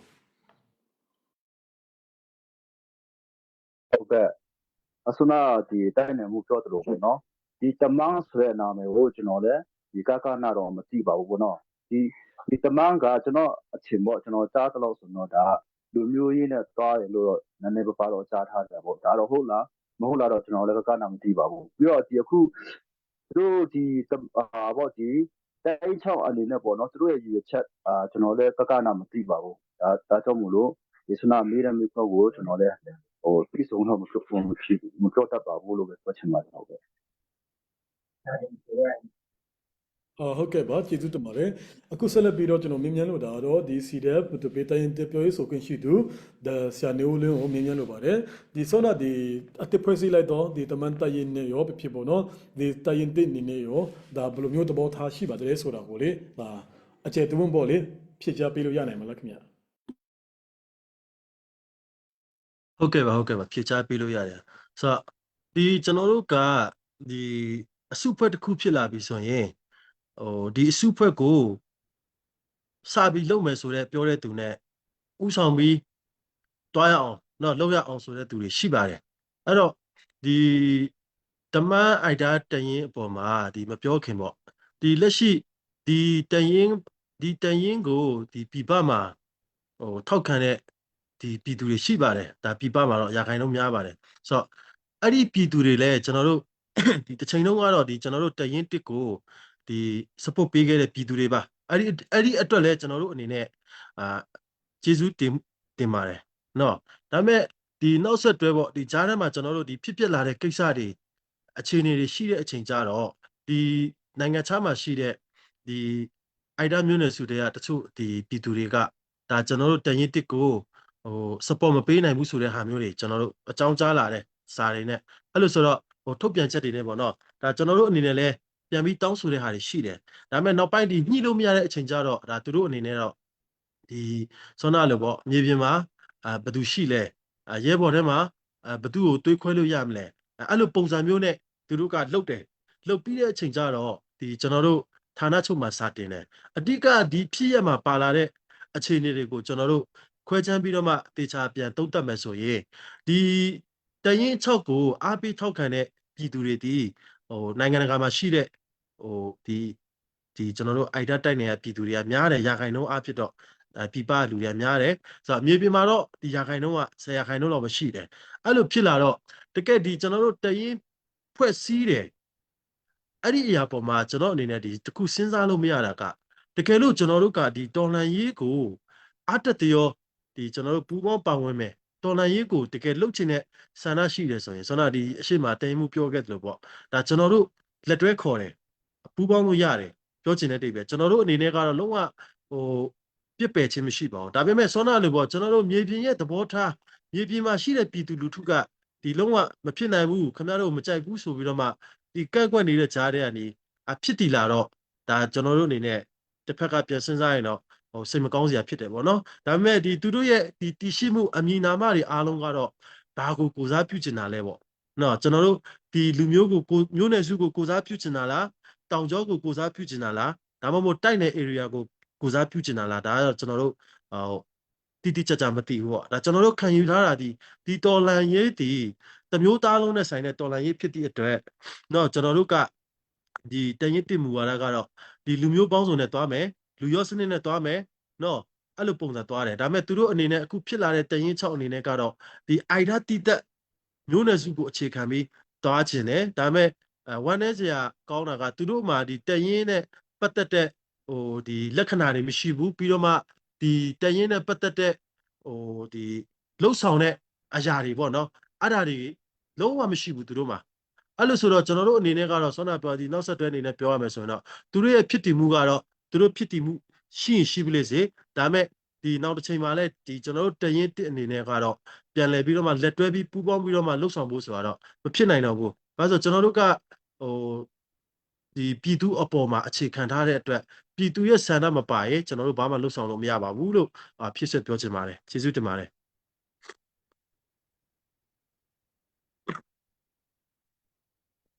ဟုတ်ကဲ့ပါဒီအထူးပဲကျေးဇူးတင်ရှိပါတယ်ဒီကျွန်တော်အနေနဲ့တော့ဒီနေ့မေခွန်းကတော့ဒီမတီပီထောင်းအနေနဲ့ပြင်ဆင်ထားသောမေခွန်းတွေကတော့ဒီမှာပဲပြည့်စုံသွားပြီဖြစ်ပါတယ် ဒါပေမဲ့အခုဆက်လက်ပြီးတော့မြင်းမြန်းလို့တာကတော့ဒီ talk show မှာပေါ့လေအများပြည်သူသိရှိလို့တော့မိခွန်းတွေကိုကျွန်တော်ဆက်လက်ပြီးတော့မြင်းမြန်းသွားမှာဖြစ်ပါတယ်ဒီပုံမှာဒီကျွန်တော်တို့နောက်ဆုံးအနေနဲ့မြင်းမြန်းတာဖြစ်ပါတယ်ပေါ့နော်ဒီတော့ပထမဆုံးအနေနဲ့ဒီမြင်းမြန်းလို့တဲ့ဒီမိခွန်းကတော့ဒီတယမှုကိုမြင်းမြန်းလို့ပါတယ်ဒီဟုတ်ကဲ့တယမှုကိုမြင်းမြန်းလို့တဲ့မိခွန်းကတော့ဒီ CDF မတူပြီးတရင်တဲ့အနေနဲ့ပေါ့နော်ဒီ CNA ကြားဆက်ဆံရေးဘယ်လိုရှိပါသလဲဆိုပြီးတော့ဒီ slide ရွှေတောင်းကနေရွှေထန်းကနေပြီးတော့မေးမြန်းထားပါတယ် CNA နဲ့ဒီတိုင်းတဲ့အကြားမှာပေါ့နော်ဆက်ဆံရေးအခြေအနေဘယ်လိုရှိပါသလဲတဲ့ဟုတ်အဲ့ဒါလေးကိုဖြေပေးလို့ရနိုင်မလားခင်ဗျာဟုတ်ကဲ့ဒီ CNA နဲ့ပတ်သက်ပြီးတော့ကျွန်တော်တို့က CNA ကိုရန်သူလို့မတတ်မှတ်ခဲ့ပါဘူးဒီနေ့ဒီချိန်ထိပေါ့နော်အခုဒီလက်ရှိပေါ့ဒီနိုင်ငံရဲ့ဖြစ်ချင်းမှာဆိုလဲကျွန်တော်တို့က CNA ကိုမုန်းတာလည်းမဟုတ်ပါဘူးဒီချင်းလန်းကောင်စီရဲ့အမှုကျွန်တော်တို့မကြိုက်လို့ဒါမပါဝင်ချင်းဖြစ်တယ် CNA ကိုမုန်းလို့မပါဝင်ချင်းလည်းမဟုတ်ပါဘူးဆိုတော့ဒီနေ့ဒီချိန်ထိပေါ့ကျွန်တော်တို့ကCNA နဲ့လည်းဘာပြဿနာမှလည်းမရှိပါဘူးပြီးတော့ကျွန်တော်တို့ဘက်ကလည်းရန်သူလို့မတတ်မှတ်ပါဘူးနောက်တစ်ချိန်ကျတော့ကျွန်တော်တို့ဒီညီကိုလည်းပြန်ဖြစ်နိုင်တယ်လို့ပဲကျွန်တော်ကတော့မှတ်ချက်ပြုချင်ပါတယ်ကျေးဇူးတင်ပါတယ်ဟုတ်ကဲ့ပါသူပဲကျေးဇူးတင်ရှိပါတယ်ဒီနောက်ပြီးတော့ဒီကျွန်တော်ဒီဆက်လက်ပြီးတော့ဒီ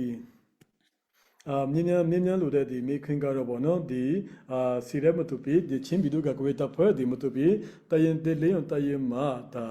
ပြောရေးဆိုခွင့်ရှိတဲ့ဒီဟိုပေါ့နော်ဒီဆရာဒီနွေဦးလင်းကိုကျွန်တော်မြင်းမြန်းလိုပါတယ်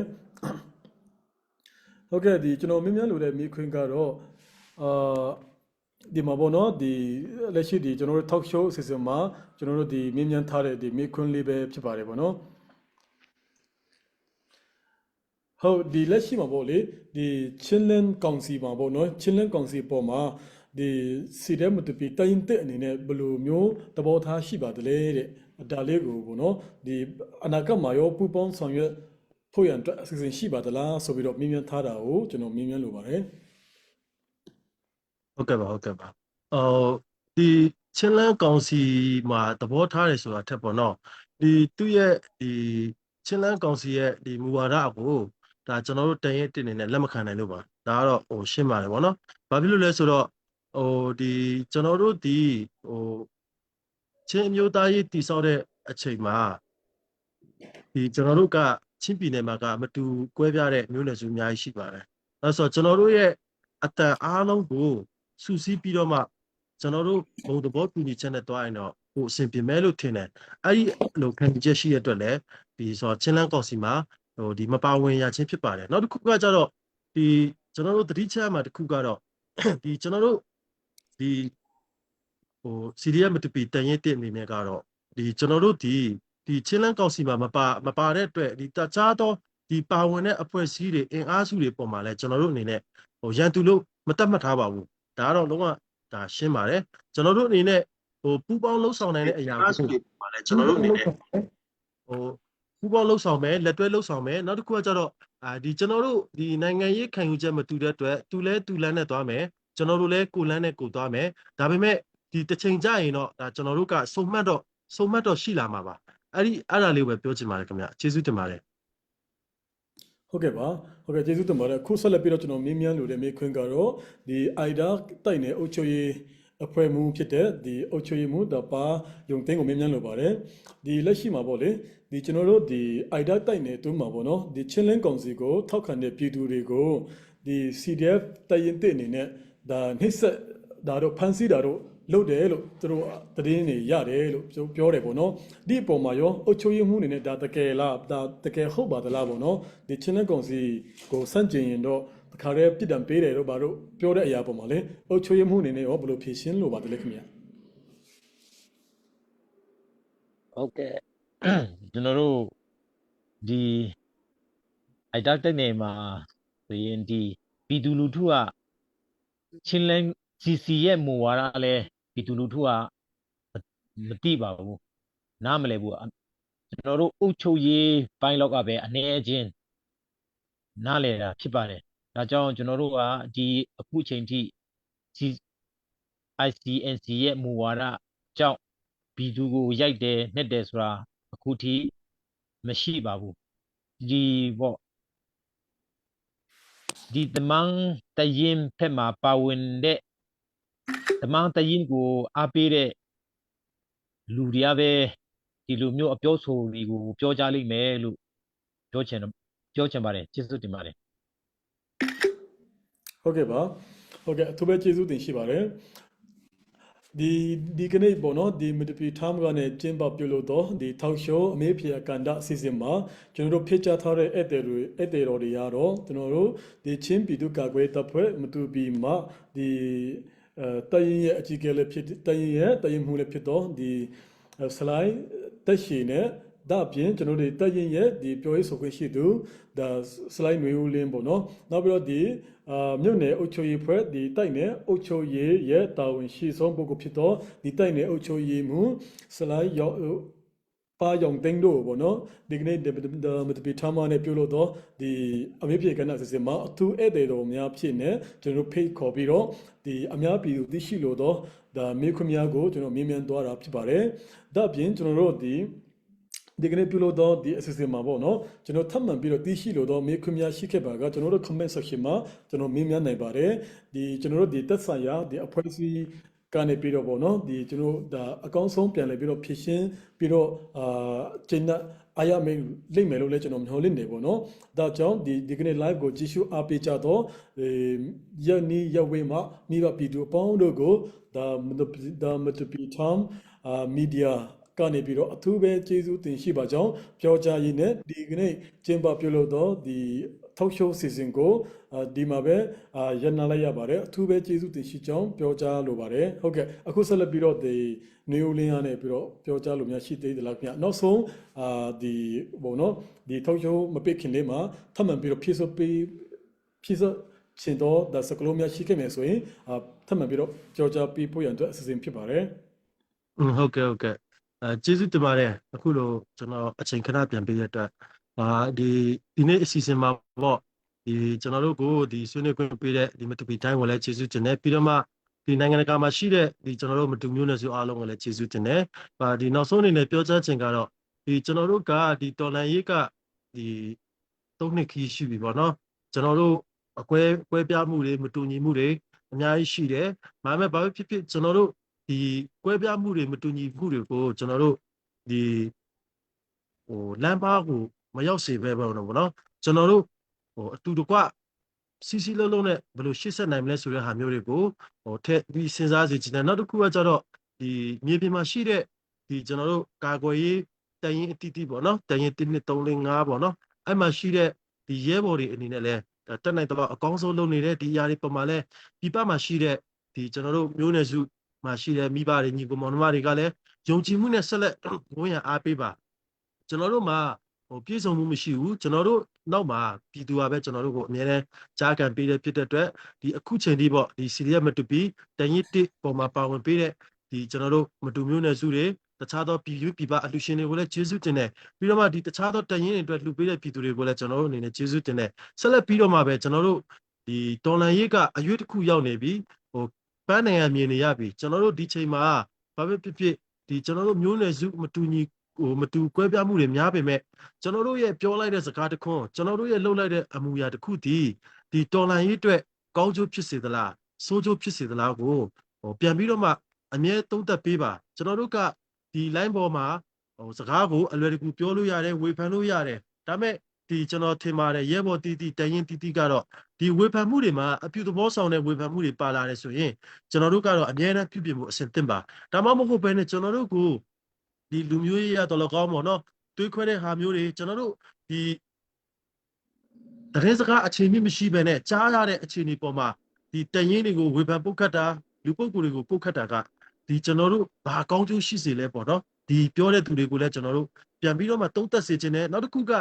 ဒီကျွန်တော်တို့တရင်တစ်အနေနဲ့ပြောကြားလိုချင်တာကဒီမိဘပြည်သူတွေအနေနဲ့တရင်စခုရတယ်ဆိုရင်ကျွန်တော်တို့ကိုတရားဝင်မေးမြန်းလို့ရပါတယ်နော်ကျွန်တော်တို့ကမေးမြန်းခွင့်လုံးဝမပိတ်ပါဘူးဥပမာခင်ဗျားတို့အနေနဲ့သတင်းတစ်ခုရတယ်ဒီသတင်းကမှန်လားမှားလားဒီသတင်းကဘယ်လိုအခြေအနေရှိလဲဆိုရင်သက်ဆိုင်ရာတရင်မှာရှိတဲ့တာဝန်ခံတွေကိုကျွန်တော်တို့မေးမြန်းပြီးတော့မှဆက်သွယ်လို့ရတယ်တရင်မှုတွေကိုလည်းမေးမြန်းပြီးဆက်သွယ်လို့ရပါတယ်ဒါကကျွန်တော်တို့နှစ်ဦးနှစ်ဖက်အပြန်အလှန်လေးစားမှုနဲ့ဖြည့်ရှင်းခြင်းဖြစ်ပါတယ်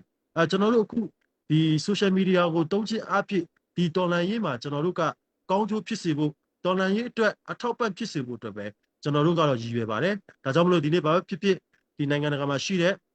ဒီမတူမျိုးနွယ်စုအားလုံးကိုလည်းကျေးဇူးတင်တယ်ပြီးတော့မှဒီကျွန်တော်တို့တန်ရက်တစ်အတွင်းမှာရှိတဲ့အိုက်ဒါပြည်သူတွေကိုအထူးကျေးဇူးတင်ပါတယ်ဘာပဲဖြစ်ဖြစ်ကျွန်တော်တို့ဝေဖန်မှုခက်ခဲမှုဆုံးရှုံးမှုများစွာတဲ့ကနေကျွန်တော်တို့တန်ရင်တွေအပေါ်မှာဒီဥဆောင်နေတဲ့တပ်မှုတွေပေါ်မှာတန်ရင်မှုတွေပေါ်မှာယနေ့ချိန်ထိယုံကြည်စွာနဲ့ဆက်လက်ပြီးထောက်ပံ့ပေးတဲ့ပံ့ပိုးပေးတဲ့အတွက်လည်းကျေးဇူးတင်တယ်အုပ်ချုပ်ရေးဖွဲ့တွေကိုလည်းကျေးဇူးတင်ပါတယ်ဘာဖြစ်ဖြစ်ရှေ့ဆက်ပြီးတော့လည်းကျွန်တော်တို့အတူတကွပြည်သူရောကာကွယ်ရေးရောအုပ်ချုပ်ရေးရောစီစီလုံးလုံးနဲ့ရှေ့ဆက်ပြီးကျွန်တော်တို့ဒီတော်လှန်ရေးမှာအရှိန်ဟုန်နဲ့ဆက်သွားလို့ရအောင်ပူးပေါင်းဆောင်ရွက်ကြပါလို့ကျွန်တော်အနေနဲ့မှာကြားရင်းနဲ့ညီကိုချုပ်ချင်ပါတယ်အားလုံးကိုကျေးဇူးတင်ပါတယ်ခင်ဗျာဟုတ်ကဲ့ပါကျေးဇူးတင်ပါတယ်အခုဆက်လက်ပြီးတော့ဒီတည်ရမှုအနေနဲ့ရောပေါ့နောက်ဆုံးပြောကြားလို့တော့မိခွင့်ဒီစကားလုံးများရှိမယ်ဆိုရင်တော့ဒါပြောကြားဖို့ရတဲ့အစီအစဉ်ဖြစ်ပါတယ်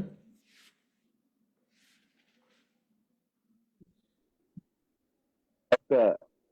ဒီတွင်ပြပကဒီတူနာအားလုံး line ပေါ်ကဟိုတမ်ပူတွေပေါ့နော်ဒီမဟုတ်မှန်တဲ့တင်းတွေထက်ပေါ့ကျွန်တော်တို့မိပင်မှာရှိနေတဲ့ဗီဒီယိုလူထုရဲ့အတန်ပေါ့ပြီးတော့တိုင်းရအတီးတီးမှာရှိတဲ့တိုင်းရဲ့အတန်တွေကိုအတီးကနားထောင်ပေးဖို့ဒါလေးပဲနောက်ဆုံးနေနဲ့တောင်းဆိုချင်ပါတယ်ဗီဒီယိုများအားလုံးကြမ်းပါကြပါစေဟုတ်ကဲ့ပါကျေးဇူးအများကြီးတင်ပါတယ်ဟုတ်ကဲ့တည်ရမှုသူပဲကျေးဇူးတင်ပါတယ်အခုဆက်လက်ပြီးတော့ကျွန်တော်ဖိတ်ခေါ်လိုတာကတော့ဒီ IDA တိုက်နေမှုပါယုံတင်းဖြစ်ပါတယ်ဒီကနေ့ live အစီအစဉ်အဆုံးသတ်ဖို့ပေါ့လေဒါပေမဲ့ဆရာယုံတင်းကိုကျွန်တော်တောင်းဆိုလိုတာကတော့ IDA ဘာသာစကားနဲ့ပေါ့နော် IDA လူမျိုးတော့မရှိဘူးလို့သိရတယ်ပေါ့လေဒါပေမဲ့ဒီကျွန်တော်အသုံးပြုနေတဲ့ဘာသာစကားနဲ့ပေါ့နော်နောက်ဆုံးအနေနဲ့ဒီပြောပြလို့ရနိုင်မလားခင်ဗျကိုယ့်ရဲ့ဟိုနိုင်ငံတကာမှာရှိကြတော့ဒီ IDA community များကိုပေါ့နော်ဘာသာကိုယ့်ရဲ့ချင်းဘာသာစကားနဲ့ဟုတ်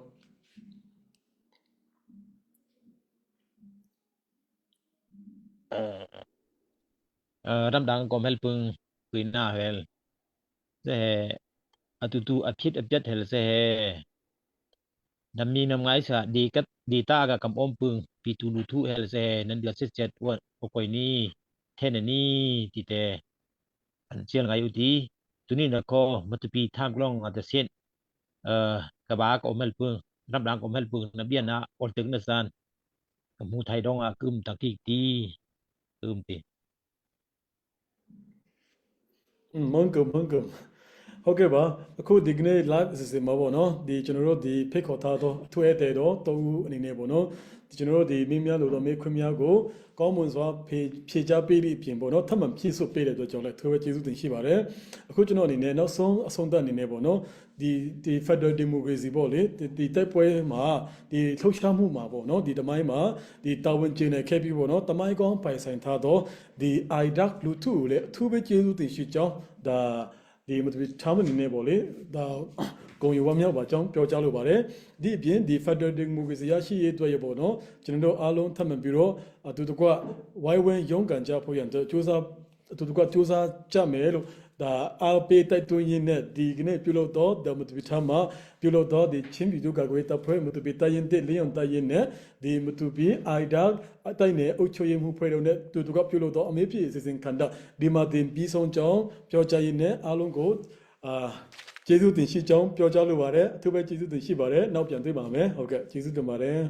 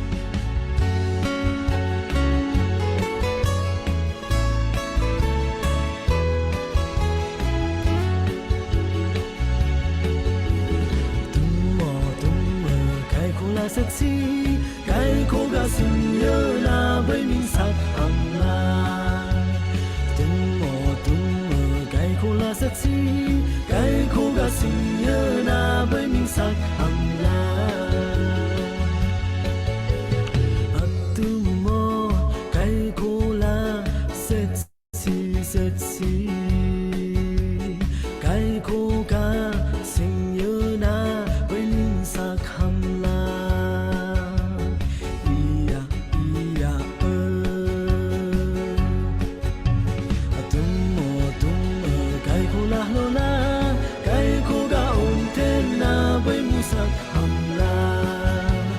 tung mò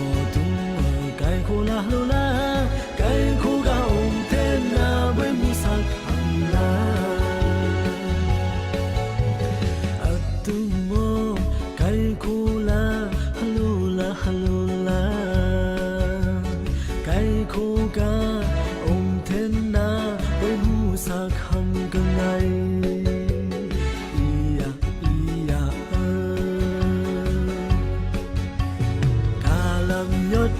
làm nhót làm văn la từng mò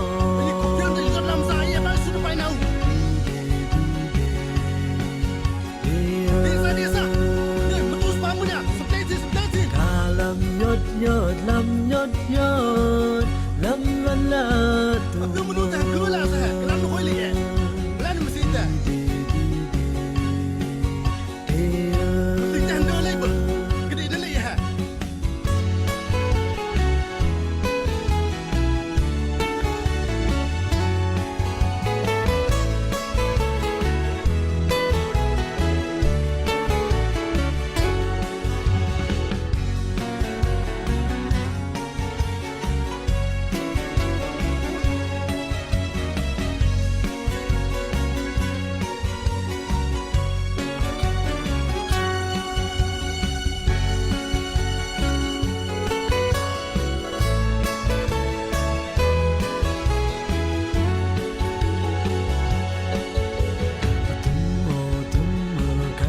sexy cái khô ga sung nhớ na với mình sắc hầm la tung mò cái khô la sexy cái khô ga sung nhớ na với mình sắc hầm la tung mò cái khô la sexy cái khô ga sung nhớ na với mình sắc hầm la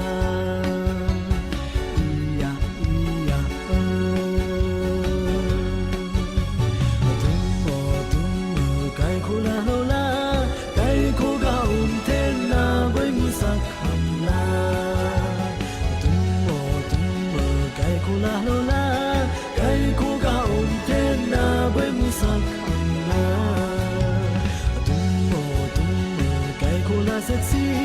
cái khô ga sung nhớ